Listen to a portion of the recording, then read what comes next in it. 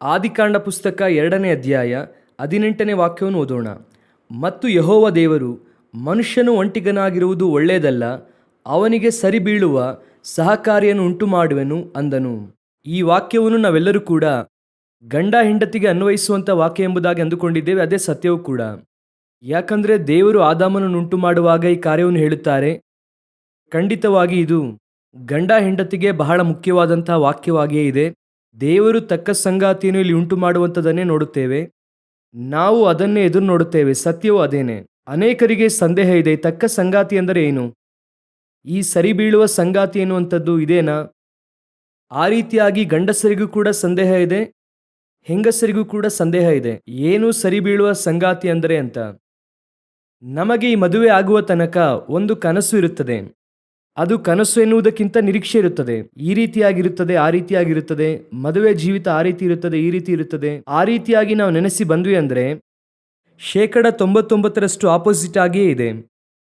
ಅವನು ಬಂದು ನೋಡುತ್ತಾನೆ, ಇದುವೇ ಸರಿ ಬೀಳುವ ಸಂಗಾತಿಯ, ಇದುವೇ ಕುಟುಂಬ ಜೀವಿತವ, ಇದಕ್ಕಾಗಿಯೇ ಕಷ್ಟಪಡುತ್ತಾ ಇದ್ದೇವಾ ಎನ್ನುವಂಥ ಫೀಲ್ ಅರ್ಧದಷ್ಟು ಜನರಿಗೆ ಬರುತ್ತದೆ. ಹೋದ ತಲೆಮಾರಿನಲ್ಲಿ ಇದ್ದಂಥವರು ಏನು ಮಾಡುತ್ತಾ ಇದ್ದರು ಅಂದರೆ, ಈ ತಾಯಂದರು ಏನು ಮಾಡುತ್ತಾ ಇದ್ದರು ಅಂದರೆ, ಅವರು ಸ್ವಲ್ಪ ತಾಳ್ಮೆಯುಳ್ಳವರು. ಅವರು ಸ್ವಲ್ಪ ತಾಳ್ಮೆಯಿಂದ ಹ್ಯಾಂಡಲ್ ಮಾಡಿ ಸ್ವಲ್ಪ ಅವರು ಸರಿ ಮಾಡಿ ತರುತ್ತಾ ಇದ್ದರು. ಈಗ ಇರುವಂತಹ ಕಾಲ ಫಾಸ್ಟ್ ಫುಡ್ ಕಾಲ. ಆದ್ದರಿಂದ ಅವರು ವೆಯ್ಟ್ ಮಾಡುವಂಥದ್ದೆಲ್ಲ ಇಲ್ಲ. ಕೂಡಲೇ ಹೋಗಿ ನೋಡುತ್ತಾರೆ, ಒಂದು 3-4 ದಿನ ನೋಡುತ್ತಾರೆ, 3ನೇ ದಿನದಲ್ಲಿ ಹೇಳುತ್ತಾರೆ ಇದು ಸೆಟ್ ಆಗುವುದಿಲ್ಲ ಎಂಬುದಾಗಿ. ಈಗ ಅದು ಬಹಳ ಸಾಧಾರಣವಾಗಿದೆ. 2 ದಿನ ಹೋಗಿ ಆಚೆ ಮಾತನಾಡಿ ಬರುತ್ತಾರೆ, 2ನೇ ದಿನದಲ್ಲಿ ಹೇಳುತ್ತಾರೆ ಇದು ನಮಗೆ ಸೆಟ್ ಆಗುವುದಿಲ್ಲ ಎಂಬುದಾಗಿ 2ನೇ ದಿನದಲ್ಲಿ ಹೇಳುತ್ತಾರೆ. ಈ ರೀತಿಯಾಗಿ ಇರುವಾಗ ಆಗ ದೇವರೇ ಕೊಡುತ್ತಾರೆ. ಕೆಲವು ಸಮಯದಲ್ಲಿ ಸೇವಕರು ನೋಡುತ್ತಾರೆ, ಕೆಲವರು ಪ್ರಾರ್ಥಿಸಿ ಮದುವೆ ಮಾಡುತ್ತಾರೆ. ಮದುವೆಗಾಗಿ ಎಲ್ಲ ಸೇವಕರು ಕೂಡ ಪ್ರಾರ್ಥನೆ ಮಾಡಿ ಇಡುತ್ತಾರೆ. ಮದುವೆ ದಿನದಲ್ಲೂ ಹೇಳುತ್ತಾರೆ ಮಹಿಮೆ ತುಂಬ ಆವರಿಸಿತ್ತು ಎಂಬುದಾಗಿ. ಆ ರೀತಿಯಾಗಿ ಇದ್ದರೂ ಕೂಡ ಇದು ಯಾಕೆ ಇಷ್ಟೊಂದು ಸಮಸ್ಯೆಯ ಮಧ್ಯದಲ್ಲಿ ಹೋಗುತ್ತಾ ಇದೆ? ಆ ರೀತಿಯಾಗಿ ನೋಡುವಾಗ 2-3 ಕಾರ್ಯವನ್ನು ಈ ವಾಕ್ಯದಲ್ಲಿ ನಾವು ಸ್ಪಷ್ಟವಾಗಿ ನೋಡಬೇಕಾಗಿದೆ. ನನಗೆ ಈ ವಾಕ್ಯ ನೋಡುವಾಗ ಬಹಳ ಆಶ್ಚರ್ಯ. ಗಮನಿಸಿರಿ, ಒಂದು ವಿಷಯವನ್ನು ನಾವು ಅರ್ಥ ಮಾಡಿಕೊಳ್ಳಬೇಕು. ಏನು ಅರ್ಥ ಮಾಡಿಕೊಳ್ಳಬೇಕು ಅಂದರೆ, ಈಗ ಈ ಸ್ಥಳದಲ್ಲಿ ದೇವರು ಹೇಳುತ್ತಾರೆ 18ನೇ ವಾಕ್ಯ, ಮತ್ತು ಯೆಹೋವ ದೇವರು, ಮನುಷ್ಯನು ಒಂಟಿಗನಾಗಿರುವುದು ಒಳ್ಳೆಯದಲ್ಲ, ಅವನಿಗೆ ಸರಿಬೀಳುವ ಸಹಕಾರಿಯನ್ನು ಉಂಟು ಮಾಡುವೆನು ಅಂದನು. ಆ ರೀತಿಯಾಗಿ ಹೇಳಿ ಅವಳನ್ನು ಉಂಟು ಮಾಡಲಿಲ್ಲ, ನಾರಿಯನ್ನು ಅವ್ರು ಏನ್ ಮಾಡಲಿಲ್ಲ, ಉಂಟು ಮಾಡಲಿಲ್ಲ. ಆಮೇಲೆ 19ನೇ ವಾಕ್ಯದಿಂದ 19ನೇ ವಾಕ್ಯ ಹಾಗೂ 20ನೇ ವಾಕ್ಯ, 2 ವಾಕ್ಯವನ್ನು ಕೂಡ ದೇವರು ಇಲ್ಲಿ ಮುಂದೆ ತರುತ್ತಾರೆ. ಅವಳನ್ನು ಉಂಟು ಮಾಡುವ ಮುನ್ನ ಈ ವಾಕ್ಯವನ್ನು ಮುಂದೆ ತರುತ್ತಾರೆ. ಆ ವಾಕ್ಯದಲ್ಲಿ ಏನಿದೆ, ಆಗ ಆತನು ಎಲ್ಲ ಭೂಜಂತುಗಳನ್ನು, ಆಕಾಶದ ಪಕ್ಷಿಗಳನ್ನು ಮಣ್ಣಿನಿಂದ ನಿರ್ಮಿಸಿ ಇವುಗಳಿಗೆ ಆ ಮನುಷ್ಯನು ಏನೇನು ಹೆಸರಿಡುವನೋ ನೋಡೋಣ ಎಂದು ಅವನ ಬಳಿಗೆ ಬರಮಾಡಿದನು. ಮನುಷ್ಯನು ಒಂದೊಂದು ಪ್ರಾಣಿಗೆ ಯಾವ ಹೆಸರನ್ನು ಇಟ್ಟನೋ ಅದೇ ಹೆಸರಾಯಿತು. ಹೀಗೆ ಆ ಮನುಷ್ಯನು ಎಲ್ಲ ಪಶುಗಳಿಗೂ, ಆಕಾಶದ ಪಕ್ಷಿಗಳಿಗೂ, ಕಾಡು ಮೃಗಗಳಿಗೂ ಹೆಸರಿಟ್ಟನು. ಯಾಕೆ ದಿಢೀರೆಂಬುದಾಗಿ ಈ ಕಾರ್ಯ ನಡೆಯುತ್ತದೆ? ಆ ವಾಕ್ಯದಲ್ಲಿ ಮನುಷ್ಯನಿಗೆ ಸರಿಬೀಳುವ ಸಹಕಾರಿಯನ್ನು ಉಂಟು ಮಾಡುತ್ತೇನೆ ಎಂಬುದಾಗಿ ಹೇಳಿ ಅವರು ನೇರವಾಗಿ ಹೋಗಿ ಆತನ ಪಕ್ಕೆಯಿಂದ ಎಲುಬನ್ನು ತೆಗೆಯಲಿಲ್ಲ. ಅವರು ಏನು ಮಾಡುತ್ತಾರೆ, ಈ ಮಾತನ್ನು ಹೇಳಿ ಎಲ್ಲವನ್ನು ಕೂಡ ತಂದು ಹೆಸರಿಡುವುದಕ್ಕೆ ಹೇಳುತ್ತಾರೆ. ಎಲ್ಲದಕ್ಕೂ ಏನು ಮಾಡು, ಹೆಸರಿಡು, ಎಲ್ಲದಕ್ಕೂ ಕೂಡ ಹೆಸರಿಡುವಂತೆ ಮಾಡುತ್ತಾರೆ. ಹೆಸರಿಟ್ಟು ಮುಗಿಸಿದ ಕೂಡಲೇ ವಾಕ್ಯ ಹೇಳುತ್ತದೆ, ಆದರೆ ಆ ಮನುಷ್ಯನಿಗೆ ಸರಿಬೀಳುವ ಸಹಕಾರಿ ಕಾಣಿಸಲಿಲ್ಲ. ಯಾರಿಗೆ ಕಾಣಿಸಲಿಲ್ಲ? ಆದಾಮನಿಗೆ ಕಾಣಿಸಲಿಲ್ಲ. ಯಾಕೆ ಅಂದರೆ, ಆದಾಮನು ಹೇಗೆ ಹೆಸರಿಡುತ್ತಾನೆ ಎಂಬುದಾಗಿ ತಿಳಿದುಕೊಳ್ಳಿರಿ. ಆದಾಮನು ಹೇಗೆ ಹೆಸರಿಡುತ್ತಾನೆ ಅಂದರೆ ಅಲ್ಲಿ ಕೆಳಗೆ ಇದೆ, ಅವನು ಆಕೆಯನ್ನು ನೋಡಿ, ಈಗ ಸರಿ, ಈಕೆಯು ನನ್ನ ಎಲುಬುಗಳಿಂದ ಬಂದ ಎಲುಬು, ನನ್ನ ಮಾಂಸದಿಂದ ಬಂದ ಮಾಂಸವೂ ಆಗಿದ್ದಾಳೆ. ಅವನು ಹೇಗೆ ಹೆಸರಿಡುತ್ತಾನೆ ಅಂದರೆ ಆಕೆ ಉಂಟಾಗುವಂತ ವಿಧಾನವನ್ನು ನೋಡಿ ಹೆಸರಿಡುತ್ತಾನೆ. ಆಕೆ ಹೇಗೆ ಉಂಟಾಗುತ್ತಾಳೆ ಎಂಬುದಾಗಿ ನೋಡಿ ಹೆಸರಿಡುತ್ತಾನೆ. ವಾಕ್ಯ ಹೇಳುತ್ತದೆ, ಈಕೆಯು ನರನಿಂದ ಉತ್ಪತ್ತಿಯಾದ ಕಾರಣ ನಾರಿ ಎನಿಸಿಕೊಳ್ಳುವಳು ಅಂದನು. ಹಾಗಾದರೆ ಅವಳಿಗೆ ನಾರಿ ಎಂಬುದಾಗಿ ಹೆಸರನ್ನಿಡುವಾಗ ಆಕೆಯ ಕ್ರಿಯೇಷನ್ ನೋಡುತ್ತಾನೆ. ಈಕೆ ಹೇಗೆ ಉಂಟಾದಳು? ಈಕೆಯು ನನ್ನಿಂದ ಉಂಟಾಗಲ್ಪಟ್ಟಳು, ಆದ್ದರಿಂದ ನಾರಿ ಎಂಬುದಾಗಿ ಹೆಸರು ಎಂದು ಹೇಳುತ್ತಾನೆ. ಇದಕ್ಕೂ ಮುಂಚಿತವಾಗಿ ದೇವರು ಏನು ಮಾಡುತ್ತಾರೆ ಅಂದರೆ ಎಲ್ಲವನ್ನು ಕೂಡ ಮುಂದೆ ತಂದು ತೋರಿಸುತ್ತಾರೆ. ಎಲ್ಲಾ ಕ್ರಿಯೇಷನ್ ಅನ್ನು ಕೂಡ ನೋಡುತ್ತಾನೆ. ಇದೆಲ್ಲವೂ ಕೂಡ ಮಣ್ಣಿನಿಂದ ಬಂತು, ಇದನ್ನು ಮಣ್ಣಿನಿಂದ ರೂಪಿಸಿದ್ದಾರೆ. ಎಲ್ಲಾ ಕ್ರಿಯೇಷನ್ ಅನ್ನು ನೋಡಿ ಈಗ ಆದಾಮನಿಗೆ ಒಂದು ಸ್ಪಷ್ಟತೆಯು ಬರುತ್ತದೆ. ಈ ರೀತಿಯಾಗಿ ಉಂಟು ಮಾಡಲ್ಪಟ್ಟಂತ ಯಾವುದು ಕೂಡ ನನಗೆ ಸರಿಬೀಳುವ ಸಹಕಾರಿ ಅಲ್ಲ. ಮೊದಲು ಅವನಿಗೇನು ಗೊತ್ತಾಗುತ್ತಾ ಇದೆ, ಈ ಮಣ್ಣಿನಿಂದ ಉಂಟು ಮಾಡಲ್ಪಟ್ಟಂತಹ ಮೃಗವೋ ಅಥವಾ ಪಕ್ಷಿಯೋ, ಆ ಜೀವ ಜಂತುಗಳು ಯಾವುದೇ ಆಗಲಿ ಯಾವುದು ಕೂಡ ನನಗೇನಲ್ಲ, ಸರಿ ಬೀಳುವ ಸಹಕಾರಿಯಲ್ಲ. ನನ್ನಿಂದ ರೂಪಿಸಲ್ಪಟ್ಟು ತಂದಂತಹ ಅವಳೇ ನನಗೆ ಸರಿಯಾದ ಸಹಕಾರಿ, ನಾರಿಯೇ ನನಗೆ ಸರಿಯಾದ ಸಹಕಾರಿ ಎನ್ನುವಂಥದ್ದನ್ನು ಮೊದಲು ಅವನಿಗೆ ಅರ್ಥ ಮಾಡಿಸುತ್ತಾರೆ. ಅರ್ಥವಾಗುತ್ತಿದೆಯಾ? ನಡುವೆ ಯಾಕೆ ಅದನ್ನು ತರುತ್ತಾರೆ ಅಂದ್ರೆ, ಎಲ್ಲಾ ಕ್ರಿಯೇಷನ್ ಕೂಡ ನೋಡುತ್ತಾನೆ, ರೂಪಿಸಲ್ಪಟ್ಟ ವಿಧಾನ ನೋಡುತ್ತಾನೆ, ಮಣ್ಣಿನಿಂದ ಯಾವ ರೀತಿ ಬಂತು ಎಂದು ನೋಡುತ್ತಾನೆ, ಈಕೆ ಹೇಗೆ ಬಂದಳು ಎಂಬುದಾಗಿ ನೋಡುತ್ತಾನೆ, ಯಾರನ್ನ? ನಾರಿಯನ್ನು. ಎರಡನ್ನು ನೋಡುತ್ತಾನೆ. ಇದರಲ್ಲಿ ನನಗೆ ಸರಿ ಬೀಳುವ ಸಹಕಾರಿ ಯಾವುದು ಗೊತ್ತಾ? ನನ್ನ ಎಲುಬುಗಳಿಂದ ಉಂಟು ಮಾಡಲ್ಪಟ್ಟ, ನನ್ನ ಎಲುಬಿನಿಂದ ರೂಪಿಸಲ್ಪಟ್ಟಂತ ಈಕೆಯೇ ನನಗೆ ಸರಿ ಬೀಳುವ ಸಹಕಾರಿ. ಹಾಗಾದ್ರೆ ಮಣ್ಣಿನಿಂದ ಬೇರೆ ವಿಧಾನದಲ್ಲಿ ಉಂಟು ಮಾಡಲ್ಪಟ್ಟಂತ ಯಾವುದು ಕೂಡ ನನಗೆ ಸರಿ ಬೀಳುವ ಸಹಕಾರಿ ಅಲ್ಲ. ಹಾಗಾದ್ರೆ ಈ ಸರಿ ಬೀಳುವ ಸಹಕಾರಿ ಎನ್ನುವುದಕ್ಕೆ ಅರ್ಥ ಏನು? ನಿನಗೆ ದೇವರು ಒಬ್ಬ ಸಂಗಾತಿಯನ್ನು ಕೊಡುವುದಕ್ಕಿಂತ ಮುಂಚೆ ಅದು 25ನೇ ವಯಸ್ಸಿನಲ್ಲಿ ಕೊಡುತ್ತಾರೆ, 26ರಲ್ಲಿ ಕೊಡುತ್ತಾರೆ, 28ರಲ್ಲಿ ಕೊಡುತ್ತಾರೆ, 30ರಲ್ಲಿ ಕೊಡುತ್ತಾರೋ, 40ನೇ ವಯಸ್ಸಿನಲ್ಲೂ ಕೂಡ ಕೊಡುತ್ತಾರೆ. ಅವರು ಕೊಡುತ್ತಾರಲ್ಲ, ಆ ರೀತಿಯಾಗಿ ಕೊಡುವಾಗ ನಮಗೆ ಗೊತ್ತಾಗಬೇಕು, ಇದುವರೆಗೂ ನಾನು ನೋಡಿದಂಥ ಯಾವುದು ಕೂಡ ನನಗೇನಲ್ಲ, ಸರಿ ಬೀಳುವ ಸಹಕಾರಿ ಅಲ್ಲ. ನನ್ನ ಕೈಗೆ ದೇವರು ಒಂದನ್ನು ಕೊಟ್ಟಿದ್ದಾರಲ್ವಾ, ಇದುವೇ ಸರಿ ಬೀಳುವ ಸಹಕಾರಿ. ಇದುವರೆಗೂ ನಾನು ಎಲ್ಲವನ್ನೂ ನೋಡಿದೆ. ಮನುಷ್ಯನು ನೋಡುವಾಗೆಲ್ಲ ನೋಡುತ್ತಾನೆ. ಆದ್ದರಿಂದಲೇ ನಾನು ಹೇಳುತ್ತೇನೆ, ನೀವು ಮದುವೆಗೂ ಮುನ್ನ ಎಷ್ಟೇ ಬಾರಿ ಕೂಡ ಸೆಲೆಕ್ಟ್ ಮಾಡಬಹುದು, ಎಷ್ಟೇ ಹೆಣ್ಣನ್ನು ಬೇಕಾದರೂ ನೋಡಬಹುದು. ಅನೇಕರು ಆ ರೀತಿ ನೋಡಬಹುದು, ಅದು ನಿಮ್ಮಿಷ್ಟ. ಆದರೆ ಮದುವೆಯಾದ ನಂತರವಾಗಿ ಒಂದನ್ನು ಕೂಡ ನೋಡಬಾರದು. ಆ ನಂತರವಾಗಿ ಯಾವುದನ್ನು ಯೋಚನೆ ಮಾಡಬಾರದು, ಇದು ಆಗಿರಬಹುದಾ ಅಥವಾ ಅದು ಆಗಿರಬಹುದಾ, ಒಂದು ವೇಳೆ ಇದು ಸಿಗ್ತಾ ಇತ್ತಾ, ಅಷ್ಟೇ, ಎಲ್ಲ ಮುಗಿಯಿತು. ಯಾವಾಗ ಕೈಗೆ ಬಂತೋ ತಿಳಿದುಕೊಳ್ಳಬೇಕು, ಇದುವೇ ನನಗೆಂದು ರೂಪಿಸಲ್ಪಟ್ಟ ಸರಿ ಬೀಳುವ ಸಹಕಾರಿ. ನಾನು ಹೇಳುವುದು ಅರ್ಥವಾಗುತ್ತಿದೆ. ಅದಕ್ಕಿಂತ ಮುಂಚೆ ದೇವರು ಎಲ್ಲವನ್ನೂ ಕೂಡ ತೋರಿಸುತ್ತಾರೆ. ನೋಡು, ಎಲ್ಲವನ್ನು ನೋಡಿದಾಯಿತು. ಕೆಲವರು ನಮಗೆ ಸರಿ ಬೀಳುವ ಸಹಕಾರಿಯಾಗಿ ಅನಿಸುತ್ತದೆ, ಆದರೆ ಕೈಗೆ ಸಿಗುವುದಿಲ್ಲ. ಕೆಲವರು ಸರಿ ಬೀಳುವ ಸಹಕಾರಿಯಾಗಿರುವುದಿಲ್ಲ, ಅದು ಕೈಗೆ ಬರುವುದಿಲ್ಲ. ನಾವು ಎದುರು ನೋಡದೇ ಇರುವಂತದ್ದು ನಮ್ಮ ಕೈಗೆ ಬರುತ್ತದೆ. ದೇವರು ಕೊಡುತ್ತಾರೆ, ಅದು ಗಂಡನ್ನು ಹೆಣ್ಣನ್ನು ಕೊಡುತ್ತಾರೆ. ಅದು ಬಂದ ಮೇಲೆ ನಮಗೆ ಅನ್ನಿಸಬೇಕು, ನಾನು ಇದುವರೆಗೂ ನೋಡಿದಂತ ಯಾವುದು ಕೂಡ ನನಗೆ ಸರಿ ಬೀಳುವ ಸಹಕಾರಿ ಅಲ್ಲ, ನನಗೆ ದೇವರು ಒಂದನ್ನು ಕೊಟ್ಟಿದ್ದಾರೆ, ಅದುವೇ ಸರಿ ಬೀಳುವ ಸಹಕಾರಿ. ಹಾಲೆಲೂಯಾ. ಸರಿ, ಈಗ ಸರಿ ಬೀಳುವ ಸಹಕಾರಿ ಬಂದಿದ್ದಾಯಿತು. ಈಗ ಸರಿ ಬೀಳುವ ಸಹಕಾರಿನ ಅದು ದೇವರು ಕೊಟ್ಟಿದ್ದಾರಲ್ವಾ, ಸರಿ ಬೀಳುವ ಸಹಕಾರಿ ಎಂದು ಹೇಳಿದ್ದಾರಲ್ವಾ, ನಿಜವಾಗಲೂ ಅದು ತಕ್ಕ ಸಂಗಾತಿನ? ಈಗ ತಕ್ಕ ಸಂಗಾತಿ ಎನ್ನುವುದಕ್ಕೆ ನೀವು ಏನು ಡೆಫಿನೇಷನ್ ಇಟ್ಟಿದ್ದೀರಾ? ನೀವು ಹೇಳುತ್ತೀರಲ್ವಾ, ನನಗೆ ತಕ್ಕ ಸಂಗಾತಿಯನ್ನು ದೇವರು ಕೊಡಬೇಕು ಎಂಬುದಾಗಿ. ಅನೇಕರಿಗೆ ಏನಿದೆ, ನಾನು ಅಂದುಕೊಂಡ ಹಾಗೆ ಇಲ್ಲ, ನಾನು ಇಷ್ಟಪಟ್ಟ ಹಾಗೆ ಇಲ್ಲ, ನಾನು ಎಕ್ಸ್ಪೆಕ್ಟ್ ಮಾಡಿದ ಹಾಗೆ ಇಲ್ಲ, ನಾನು ಇದನ್ನು ಎಕ್ಸ್ಪೆಕ್ಟ್ ಮಾಡಲಿಲ್ಲ ಎಂಬುದಾಗಿ ಹೇಳುತ್ತೀರಲ್ವಾ. ನಿಮಗೆ ತಕ್ಕ ಸಂಗಾತಿ ಗಂಡ ಹೇಗೆ ಇರಬೇಕು? ಸರಿ ಬೀಳುವ ಸಹಕಾರಿ ಅಂದ್ರೇನು? ಆಕ್ಚುಲ್ ಆಗಿ ಸರಿ ಬೀಳುವ ಸಹಕಾರಿ ಅಂದ್ರೆ ಏನು ಗೊತ್ತಾ? ಚೆನ್ನಾಗಿ ಗಮನಿಸಿರಿ. ದೇವರು ಉಂಟು ಮಾಡಿರುವಂತಹ ಸೃಷ್ಟಿಯನ್ನು ಇಟ್ಟೇ ಹೇಳುತ್ತೇನೆ, ಗಂಡು ಹೆಣ್ಣು ಇಬ್ಬರು ಕೂಡ ಸೇರಿದನೇನೆ ಸರಿ ಬೀಳುವ ಸಹಕಾರಿ ಅಲ್ವಾ? ಗಂಡು ಗಂಡು ಸರಿ ಬೀಳುವ ಸಹಕಾರಿ ಅಲ್ಲ, ಹೆಣ್ಣು ಹೆಣ್ಣು ಸರಿ ಬೀಳುವ ಸಹಕಾರಿ ಇಲ್ಲ, ಗಂಡು ಹೆಣ್ಣುನೇ ಸರಿ ಬೀಳುವಂತಹ ಸಹಕಾರಿ. ಗಂಡು ಹಾಗೂ ಹೆಣ್ಣು ನೀವು ನೆನೆಸಿದ ಹಾಗೆ ಒಮ್ಮನಸ್ಸಿನಿಂದ ಒಂದೇ ಅಭಿಪ್ರಾಯವುಳ್ಳವರಾಗಿ ಇರುವುದಿಲ್ಲ. ಚೆನ್ನಾಗಿ ತಿಳಿದುಕೊಳ್ಳಿರಿ. ಗಂಡಿನ ಶರೀರದ ಸಿಸ್ಟಮ್ ಬೇರೆ, ಹೆಣ್ಣಿನ ಶರೀರದ ಸಿಸ್ಟಮ್ಮು ಬೇರೆ. ಗಂಡಿನ ಮನಸ್ಥಿತಿಯೂ ಬೇರೆ, ಹೆಣ್ಣಿನ ಮನಸ್ಥಿತಿಯೂ ಬೇರೆ. ಗಂಡಿನ ಎದುರು ನೋಡುವಿಕೆ ಬೇರೆ, ಹೆಣ್ಣಿನ ಎದುರು ನೋಡುವಿಕೆ ಬೇರೆ. ಇದೆಲ್ಲವೂ ಕೂಡ ಆಪೋಸಿಟ್ ಆಗಿ ಇರುತ್ತದೆ. ಈಗ ನೀವು ಬರುವಾಗ ಏನೆಂಬುದಾಗಿ ಎದುರು ನೋಡುತ್ತೀರಾ ಅಂದರೆ, ನನಗೆ ತಕ್ಕ ಹಾಗೆ ಆಕೆ ಇರಬೇಕು. ನಿಮಗೇನು ತಕ್ಕ ಹಾಗೆ? ನಾನು ಏನು ಅಂದುಕೊಳ್ಳುತ್ತೇನೋ ಆಕೆಯು ಅದನ್ನೇ ಅಂದುಕೊಳ್ಳಬೇಕು. ಹಾಗೆ ಇರುವುದಿಲ್ಲ. ನೀವೇನೆಂದುಕೊಳ್ಳುತ್ತೀರಾ? ನನ್ನ ಹೆಂಡತಿ ಹೇಗೆ ಇರಬೇಕು? ನನಗೆ ತಕ್ಕ ಹಾಗೆ ಇರಬೇಕು. ಹೇಗೆ ತಕ್ಕ ಹಾಗೆ ಅಂದರೆ, ನನಗೆ ಚೆನ್ನಾಗಿ ಅಡಿಗೆ ಮಾಡಬೇಕು, ಚೆನ್ನಾಗಿ ತಿನ್ನಬೇಕೆಂಬುದಾಗಿ ಅಂದುಕೊಳ್ಳುತ್ತೇನೆ. ಆದರೆ ಬರುವ ಹೆಂಡತಿಗೆ ಅಡಿಗೆ ಮಾಡುವುದಕ್ಕೆ ಬರುವುದಿಲ್ಲ. ನಾನು ಹೇಳುತ್ತೇನೆ, ಅಡಿಗೆನೆ ಮಾಡುವುದಕ್ಕೆ ಬರದ ಹಾಗೆ ಬರುತ್ತದೆ. ನಾನು ಚೆನ್ನಾಗಿ ಅಡಿಗೆ ಮಾಡುತ್ತಾಳೆ ಎಂದು ಅಂದುಕೊಂಡೇ, ಆದರೆ ಆಕೆಗೆ ಮಾಡುವುದಕ್ಕೆ ಬರುವುದಿಲ್ಲ. ಅಯ್ಯ, ಹಾಗಾದ್ರೆ ಇದು ತಕ್ಕ ಸಂಗಾತಿ ಅಲ್ವಾ? ಇದಕ್ಕೆ ಹೆಸರು ತಕ್ಕ ಸಂಗಾತಿ ಅಲ್ವಾ? ತಕ್ಕ ಸಂಗಾತಿ ಎನ್ನುವಂಥದ್ದನ್ನು ಇದನ್ನು ಇಟ್ಟು ಕಂಡುಹಿಡಿಯಬಾರದು. ನೀವು ಎದುರು ನೋಡಿದ ಹಾಗೆ ಕನ್ಫರ್ಮ್ ಆಗಿ 99% ಅದು ಇರುವುದಿಲ್ಲ. ಹಾಗಾದ್ರೆ ಏನು ನಡೆಯುತ್ತಿದೆ? ತಕ್ಕ ಸಂಗಾತಿ ಅಂದರೆ ಏನು? ನಾನು ಎದುರು ನೋಡುವ ಹಾಗೇನೆ ಅದು ಖಂಡಿತ ಇರುವುದಿಲ್ಲ. ಆಕೆಯು ಬೇರೆ ಕುಟುಂಬದಲ್ಲಿ ಬೆಳೆದಿದ್ದಾಳೆ, ಬೇರೆಯ ಪರಿಸ್ಥಿತಿಯಲ್ಲಿ ಬೆಳೆದಿದ್ದಾಳೆ, ಆಕೆಯು ಹಾಗೆ ಇರುತ್ತಾಳೆ. ಇಲ್ಲಿ ನಾವು ಬೇರೆ ಕುಟುಂಬದಲ್ಲಿ ಬೆಳೆದಿದ್ದೇವೆ, ಬೇರೆ ಪರಿಸ್ಥಿತಿಯಲ್ಲಿ ಬೆಳೆದಿದ್ದೇವೆ, ನಾವು ಬೆಳೆದಿರುವಂಥದ್ದು ಬೇರೆ ಸ್ಥಳವಾಗಿ ಕೂಡ ಇರುತ್ತದೆ, ಇದು ಬೇರೆ ರೀತಿಯಾಗಿ ಇರುತ್ತದೆ, ಎರಡು ಆಪೋಸಿಟ್ ಆಗಿ ಇರುತ್ತದೆ. ಹಾಗಾದ್ರೆ ತಕ್ಕ ಸಂಗಾತಿ ಎನ್ನುವಂಥದ್ದು ಯಾವುದನ್ನು ಸೂಚಿಸುತ್ತದೆ ಅಂದರೆ, ಈಗ ನೋಡಿರಿ, ನನಗೆ ದೇವರು ಹೇಳಿದಂತ ಕೆಲವು ಉದಾಹರಣೆಯನ್ನು ಇಟ್ಟು ಹೇಳುತ್ತೇನೆ. ಈಗ ಕಪ್ಪು ಸಾಸರಿದೆ, ಅವೆರಡು ಕೂಡ ಸರಿ ಬೀಳುವ ಸಹಕಾರಿ ತಾನೆ, ಎರಡು ಕೂಡ ಸೇರಿದು ತಾನೆ ಸೆಟ್ಟು, ಅದೇ ತಾನೆ ಸೆಟ್ಟು. ಹೋಗಿ ಕೇಳುವಾಗ ಏನಂತ ಕೇಳುತ್ತೀರಾ? ಕಪ್ ಅಂಡ್ ಸಾಸರ್ ತೆಗೆದುಕೊಳ್ಳುತ್ತೀರಾ? ಕಪ್ಪು ಬೇರೆ ಮಾಡಲು, ಸಾಸರ್ ಬೇರೆ ಮಾಡೆಲ್ಲು. ಅದು ಬೇರೆ ಇದು ಬೇರೆ, ಆದರೆ ಇವೆರಡು ಕೂಡ ಒಂದು ಕಡೆ ಒಟ್ಟಾಗಿ ಸೇರುತ್ತದೆ. ನೋಡಿದಿರ, ಅದು ಕೆಳಗೆ ಇಡುವಾಗ ಇಡುವುದಕ್ಕೆ ಒಂದು ಮಾರ್ಕ್ ಇರುತ್ತದೆ, ಕರೆಕ್ಟಾಗಿ ಇಡುವಾಗ ಅದೆರಡು ನಿಲ್ಲುತ್ತದೆ. ಆದರೆ ಇವೆರಡು ಕೂಡ ಯಾವುದಕ್ಕಾಗಿ ಸೇರಿಸಿದಂಥದ್ದು? ಈ ಕಪ್ ಅಂಡ್ ಸಾಸರ್ ಯಾವುದಕ್ಕಾಗಿ ಸೇರಿಸಲ್ಪಟ್ಟದ್ದು? ಕಾಫಿ ಕುಡಿಯುವುದಕ್ಕಾಗಿ ಸೇರಿಸಲ್ಪಟ್ಟದ್ದು. ಯಾರೋ ಒಬ್ಬರು ಕಾಫಿ ಕುಡಿಯುವುದಕ್ಕೆ ಅಲ್ಲಿ ತನಕ ಹೇಗೆ ಇರುತ್ತದೆ? ಮನೆಯಲ್ಲಿ ಹೇಗೆ ಇಟ್ಟಿರುತ್ತಾರೆ? ಪ್ರತ್ಯೇಕವಾಗಿ ಇಟ್ಟಿರುತ್ತಾರೆ. ಇದು ಬೇರೆ ಅದು ಬೇರೆ ಆಗಿರುತ್ತದೆ, ಆದರೆ ಎರಡು ಕೂಡ ಒಬ್ಬ ವ್ಯಕ್ತಿ ಬಂದ ಕೂಡಲೇ ಒಟ್ಟಾಗಿ ಸೇರುತ್ತದೆ. ಅದನ್ನು ಸೇರಿಸಿ ಕೊಡುತ್ತಾರೆ, ಆಗ ಅವರು ಕಾಫಿಯನ್ನು ಕುಡಿಯುತ್ತಾರೆ. ಅದರಲ್ಲಿ ಕೆಲವರು ಕಾಫಿಯನ್ನು ಸಾಸರಲ್ಲಿ ಹಾಕಿ ಕುಡಿಯುವಂತವರು ಇದ್ದಾರೆ. ಕೆಲವರು ಕಾಫಿಯ ಕಪ್ಪನ್ನು ಹಾಗೆ ಇಟ್ಟು ಸಾಸರ್ನಿಂದ ಅದನ್ನು ಮುಚ್ಚಿ ಅದನ್ನು ಆರದೇ ಇರಬಾರದೆಂದು ಇಟ್ಟಿದ್ದಾರೆ. ಕೆಲವರು ಸಾಸರ್ ಕೆಳಗೆ ಎಳೆದು ಕುಡಿಯುವವರಿದ್ದಾರೆ. ಇವೆರಡು ಕೂಡ ಸೇರಿ ಒಂದು ಕೆಲಸವನ್ನು ಮಾಡುತ್ತದೆ.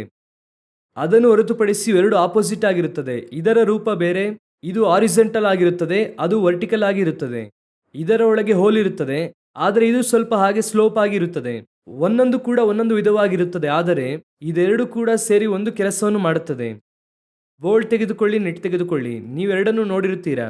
ಬೋಲ್ಟ್ ಬೇರೆ ರೀತಿ ಇರುತ್ತದೆ, ನಟ್ಟು ಬೇರೆ ರೀತಿ ಇರುತ್ತದೆ. ಇವೆರಡನ್ನು ಕೂಡ ಹೋಗಿ ಅಂಗಡಿಯಲ್ಲಿ ತೆಗೆದುಕೊಳ್ಳುವಾಗ ಬರೀ ಬೋಲ್ಟ್ ತೆಗೆದುಕೊಂಡ್ರೂ ಪ್ರಯೋಜನವಿಲ್ಲ, ನಟ್ ತೆಗೆದುಕೊಂಡ್ರೂ ಪ್ರಯೋಜನವಿಲ್ಲ. ಬೋಲ್ಟ್ ಅನ್ನು ನೋಡಿರಿ ಉದ್ದವಾಗಿರುತ್ತದೆ, ನಟ್ಟನ್ನು ನೋಡಿರಿ ಅದು ಅಗಲವಾಗಿರುತ್ತದೆ. ಇದೆರಡು ಕೂಡ ಸೇರುವಾಗ ಅದು ಒಟ್ಟಾಗಿ ಜೋಡಣೆ ಆಗುತ್ತದೆ.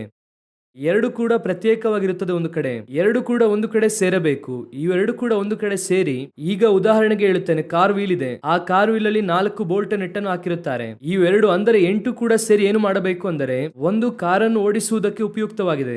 ಆ ಬೋಲ್ಟ್ ಅನ್ನು ಹಾಕದೆ ಕಾರನ್ನು ನಿಮ್ಮ ಕೈಯಲ್ಲಿ ಕೊಟ್ಟರೆ ಆಕ್ಸಿಡೆಂಟ್ ಆಗುತ್ತದೆ.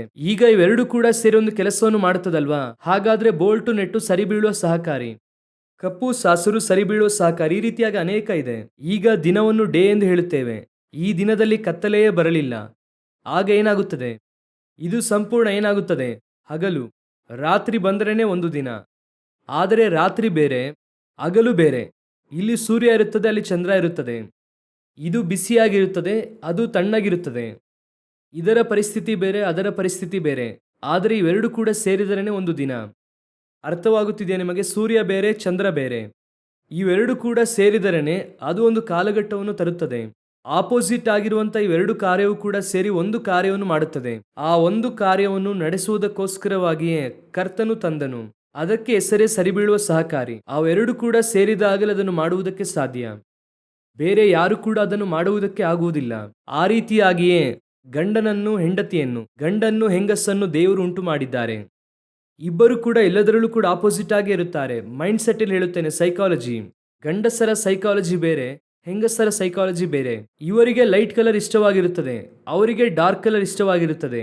ಗಂಡ ಅಂದುಕೊಳ್ಳಬಾರದು ನನಗೆ ಡಾರ್ಕ್ ಕಲರ್ ಇಷ್ಟ, ನಿನಗೂ ಕೂಡ ಯಾವ್ದು ಇಷ್ಟವಾಗಿರಬೇಕು, ಡಾರ್ಕ್ ಕಲರ್ ಎಂಬುದಾಗಿ. ಹೆಂಗಸಿನ ಶರೀರದ ಸಿಸ್ಟಮ್ ಬೇರೆ, ಗಂಡಸಿನ ಶರೀರದ ಸಿಸ್ಟಮ್ ಬೇರೆ. ಇದು ಸ್ವಲ್ಪ ಬಲವುಳ್ಳದ್ದು, ಅದು ಸ್ವಲ್ಪ ಬಲಹೀನವಾಗಿರುವಂಥದ್ದು. ಅದೇ ರೀತಿಯಾಗಿ ಗಂಡಸಿನ ಮನಸ್ಥಿತಿ ಬೇರೆ, ಹೆಂಗಸಿನ ಮನಸ್ಥಿತಿ ಬೇರೆ. ಆದರೆ ಇವರೆಲ್ಲರೂ ಕೂಡ ಸೇರಿ ದೇವರ ಒಂದು ಉದ್ದೇಶವನ್ನು ನೆರವೇರಿಸುತ್ತಾರೆ. ಆ ದೇವರ ಉದ್ದೇಶವನ್ನು ನೆರವೇರಿಸುವುದಕ್ಕಾಗಿ ಸೇರುತ್ತಾರೆ. ನೋಡಿದ್ದೀರಾ? ಅದಕ್ಕೆ ಹೆಸರೇ ಸರಿಬೀಳುವ ಸಹಕಾರಿ. ಆ ಸರಿಬೀಳುವ ಸಹಕಾರಿ ಎನ್ನುವಂತಹ ಸ್ಥಳವನ್ನು ನಿಮ್ಮೊಬ್ಬರಿಂದಲೇ ನೆರವೇರಿಸುವುದಕ್ಕೆ ಸಾಧ್ಯ, ನಿಮ್ಮ ದೇವರ ಉದ್ದೇಶವನ್ನು. ಉದಾಹರಣೆಗೆ ಅಬ್ರಹಾಮನಿಗೆ ಸಾರಾಳೆ ಸರಿಬೀಳುವ ಸಹಕಾರಿ. ಅರ್ಥವಾಗುತ್ತಿದೆಯಾ? ಸಾರಾಳಿಗೆ ಬದಲಾಗಿ ಅಲ್ಲಿ ಆಗರಳು ಬಂದರೆ ಅದು ಸರಿಬೀಳುವ ಸಹಕಾರಿ ಅಲ್ಲ. ಆಕೆಯು ಹೆಣ್ಣು ತಾನೆ, ಈಕೆಯು ಹೆಣ್ಣು ತಾನೆ. ಅಬ್ರಹಾಮನಿಗೆ ಒಂದು ವಂಶ ಬೇಕು ಅಷ್ಟೇ ತಾನೆ. ಆಕೆ ಒಂದು ಮಗುವನ್ನು ಎತ್ತುಕೊಡುತ್ತಾಳೆ, ಒಂದು ಗಂಡು ಮಗುವನ್ನು ಎತ್ತುಕೊಡುತ್ತಾಳೆ, ಇಷ್ಮಾಯಲನ್ನು ಹುಟ್ಟುತ್ತಾನೆ. ಸೊ ಈಗ ಏನು? ಆ ರೀತಿ ಇಲ್ಲ. ಅಬ್ರಹಾಮನು ಸಾರಾಳು ಸೇರಿದಾಗ ಒಬ್ಬ ಈಸಾಕನು ಹುಟ್ಟಬೇಕು, ಅದುವೇ ದೇವರ ಉದ್ದೇಶ. ಅಬ್ರಹಾಮನಿಗೆ ಒಬ್ಬ ಮಗ ಹುಟ್ಟಬೇಕೆನ್ನುವಂಥದ್ದು ದೇವರ ಉದ್ದೇಶವಲ್ಲ.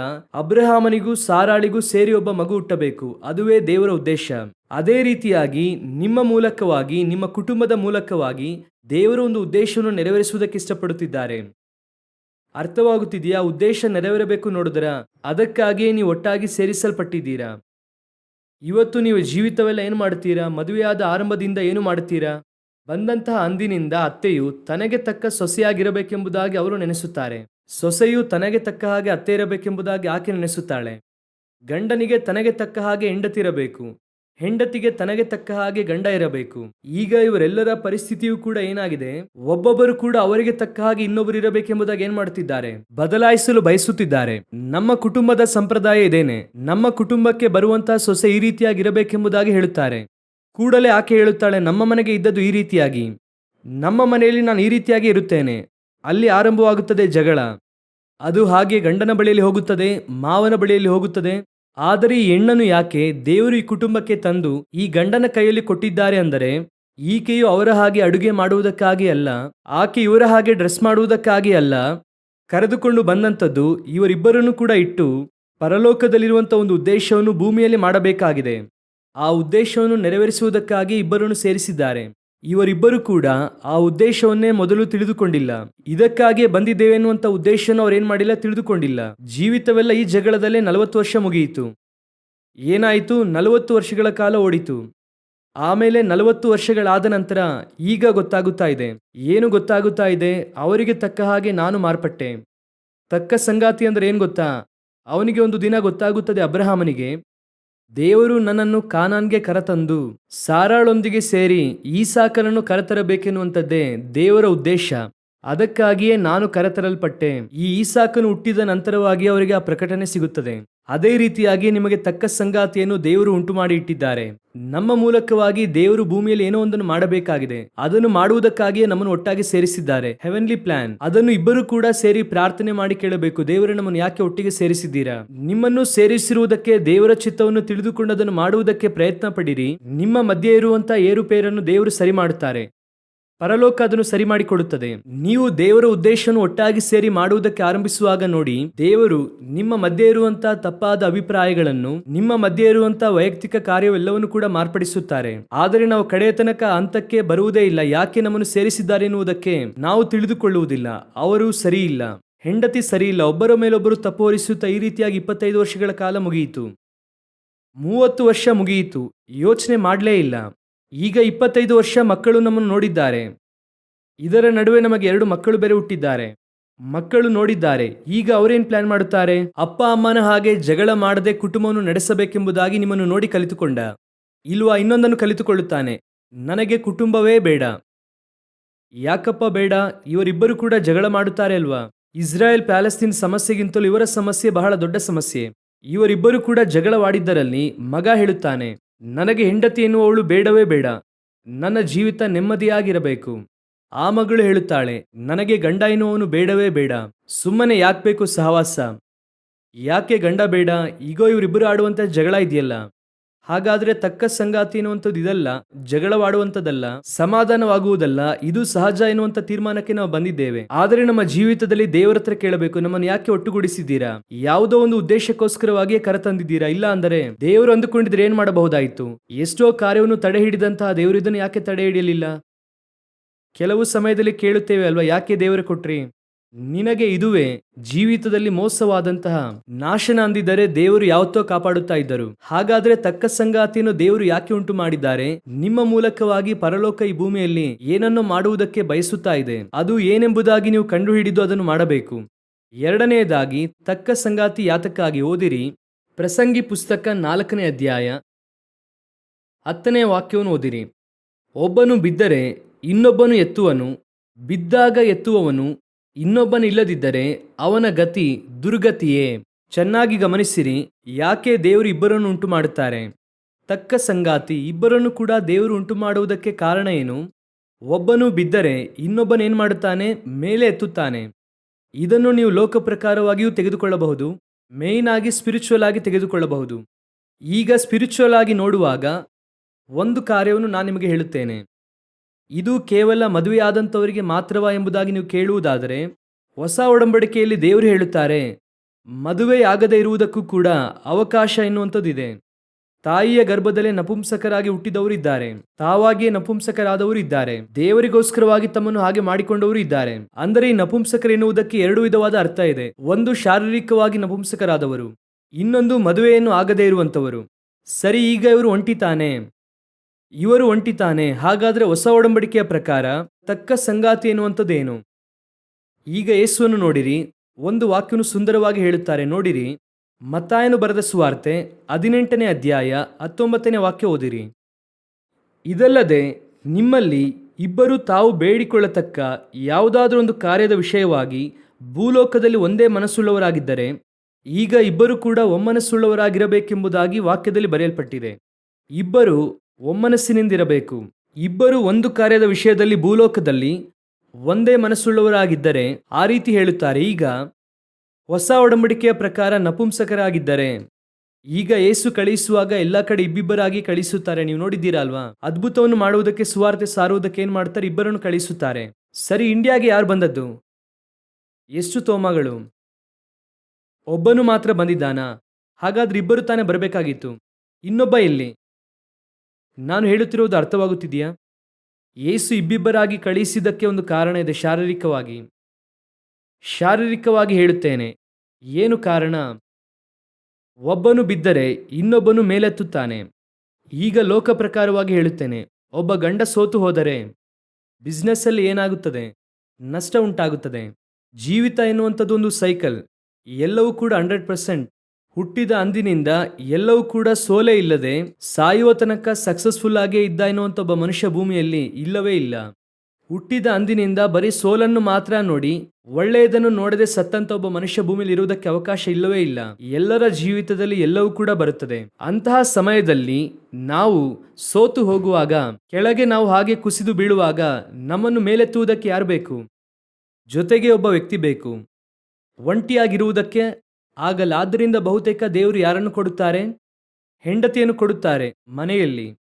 ನನಗೆ ಬಹಳ ಇಷ್ಟವಾದಂಥ ಒಂದು ಕಾರ್ಯ ಏನೆಂದರೆ, ಈಸಾಕನ ಜೀವಿತದಲ್ಲಿ ನೀವು ನೋಡುವುದಾದರೆ, ನಾನು ಯಾಕೆ ಈಸಾಕನ ಹೇಳುತ್ತೇನೆ ಅಂದರೆ, ನನಗೆ ಹಳೆಯ ಒಡಂಬಡಿಕೆಯಲ್ಲಿ ಇಷ್ಟವಾದ ಗಂಡ ಹೆಂಡತಿಯವರು, ಅವರ ಹಾಗೆ ಒಳ್ಳೆಯ ದಂಪತಿಗಳು, ಅವರ ಕುರಿತಾಗಿ ಒಂದು ಪ್ರತ್ಯೇಕವಾದ ಸಂದೇಶವನ್ನು 1.5 ತಾಸು ತೆಗೆದುಕೊಳ್ಳಬಹುದು. ಅಷ್ಟೊಂದು ವಿಷಯ ಇದೆ. ಈಗ ಆ ರೀತಿಯಾಗಿರುವಾಗ ಈಸಾಕನ ಜೀವಿತದಲ್ಲಿ ಒಂದು ಬರಗಾಲ ಬರುತ್ತದೆ. ಎಲ್ಲಿಯಾದರೂ ರೆಬೆಕಾಳು ಅವರೊಂದಿಗೆ ಮಾತನಾಡಿದರು ಎಂಬುದಾಗಿ ಇದೆಯಾ? ಇಲ್ಲ. ರೆಬೆಕಾಳು 20 ವರ್ಷ ಮಗು ಇಲ್ಲದವಳಾಗಿ ಇದ್ದಳು. ಯಾಕಂದ್ರೆ ಈಸಾಕನು ಮದುವೆ ಆಗುವಾಗ 40 ವರ್ಷ, ಏಸಾವನು ಯಾಕೋಬನು ಹುಟ್ಟುವಾಗ 60 ವರ್ಷ. 20 ವರ್ಷ ರೆಬೆಕಾಳಿಗೆ ಏನಿಲ್ಲ, ಮಗು ಇಲ್ಲ. ನೋಡಿರಿ, ಬರಗಾಲ, ಒಂದು ಕಷ್ಟ ಬಂದ ಕೂಡಲೇ ಯೋಬನ ಹೆಂಡತಿ ಆತನ ಹತ್ರ ಬಂದು ಏನು ಹೇಳುತ್ತಾಳೆ? ದೇವರನ್ನು ದೂಷಿಸಿ ಸಾಯಿ. ಈಗ ಮಗು ಇಲ್ಲ ರಾಹೇಲಳಿಗೆ. ಬಂದ ಕೂಡಲೇ ಏನ್ ಮಾಡುತ್ತಾಳೆ? ಯಾಕೋಬನ ಹತ್ರ ಬಂದು ಏನ್ ಮಾಡುತ್ತಾಳೆ? ನನಗೆ ಮಗುವನ್ನು ಕೊಡು. ಆಕೆ ಟಾರ್ಚರ್ ಮಾಡುತ್ತಾಳೆ. ಸರಿ, ಟಾರ್ಚರ್ ಮಾಡಿದ್ರೂ ಪರವಾಗಿಲ್ಲ. ಈಗ ಅನ್ನಳಿಗೆ ಮಗು ಇಲ್ಲ. ಆಕೆಯು ಏನ್ ಮಾಡುತ್ತಾಳೆ? ಅಳುತ್ತಲೇ ಇರುತ್ತಾಳೆ. ಅದನ್ನು ನೋಡುವಾಗ ಇವನಿಗೆ ಹೇಗಿರುತ್ತದೆ?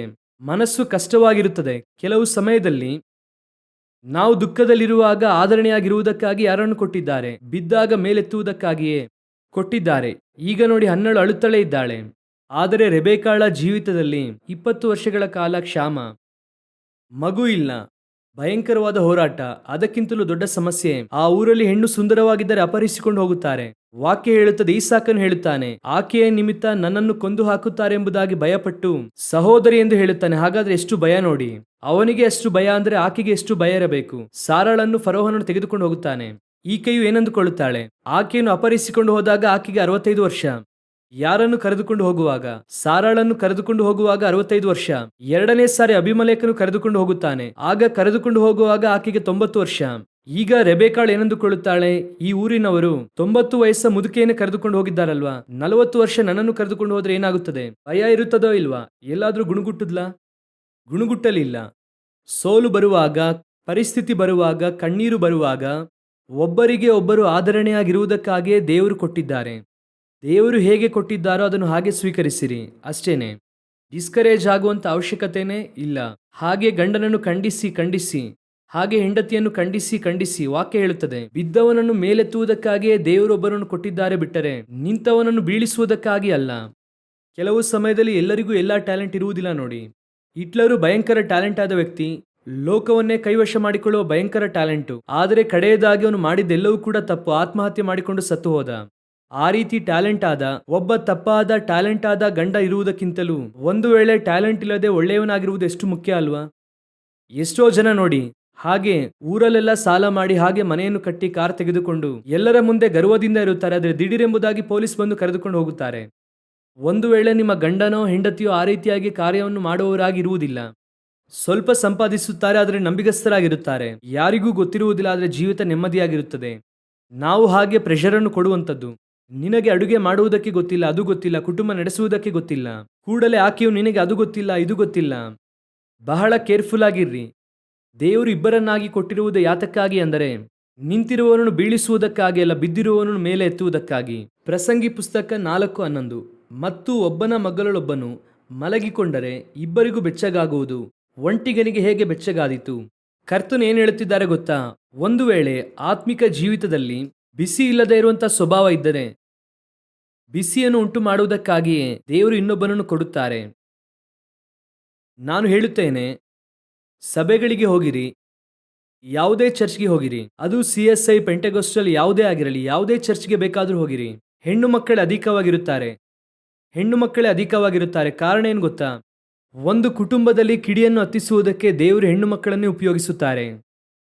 ಗಂಡಸರು ಬರೀ ಸಂಪಾದನೆ ಅಂತ ಓಡಿ, ಹಾಗೆ ಎಲ್ಲ ಕಡೆ ಓಡಿ ಅವರ ಪ್ರಕಾರ ಭಾನುವಾರ ಒಂದು ಸಾರಿ ಚರ್ಚ್ಗೆ ಬಂದರೆ ಸಾಕು, ಸಂಪಾದನೆ ಮಾಡಿ ದಶಮಭಾಗ ಕೊಟ್ಟರೆ ಸಾಕು, ಅದನ್ನು ಹೊರತುಪಡಿಸಿ ಬೈಬಲ್ ಓದುವುದು, ಪ್ರಾರ್ಥಿಸುವುದು ಯಾವುದರ ಕುರಿತಾಗಿಯೂ ಚಿಂತೆ ಇಲ್ಲ. ಅವನು ಅಂದುಕೊಳ್ಳುವಂಥದ್ದೇನು, ಸಂಪಾದನೆ ಮಾಡಿ ದಶಮಭಾಗ ಕೊಟ್ಟರೆ, ಚಂದ ಕಟ್ಟಿದ್ರೆ ಕುಟುಂಬ ನಡೆಯುತ್ತದೆ ಎಂಬುದಾಗಿ. ನಡೆಯುವುದಿಲ್ಲ.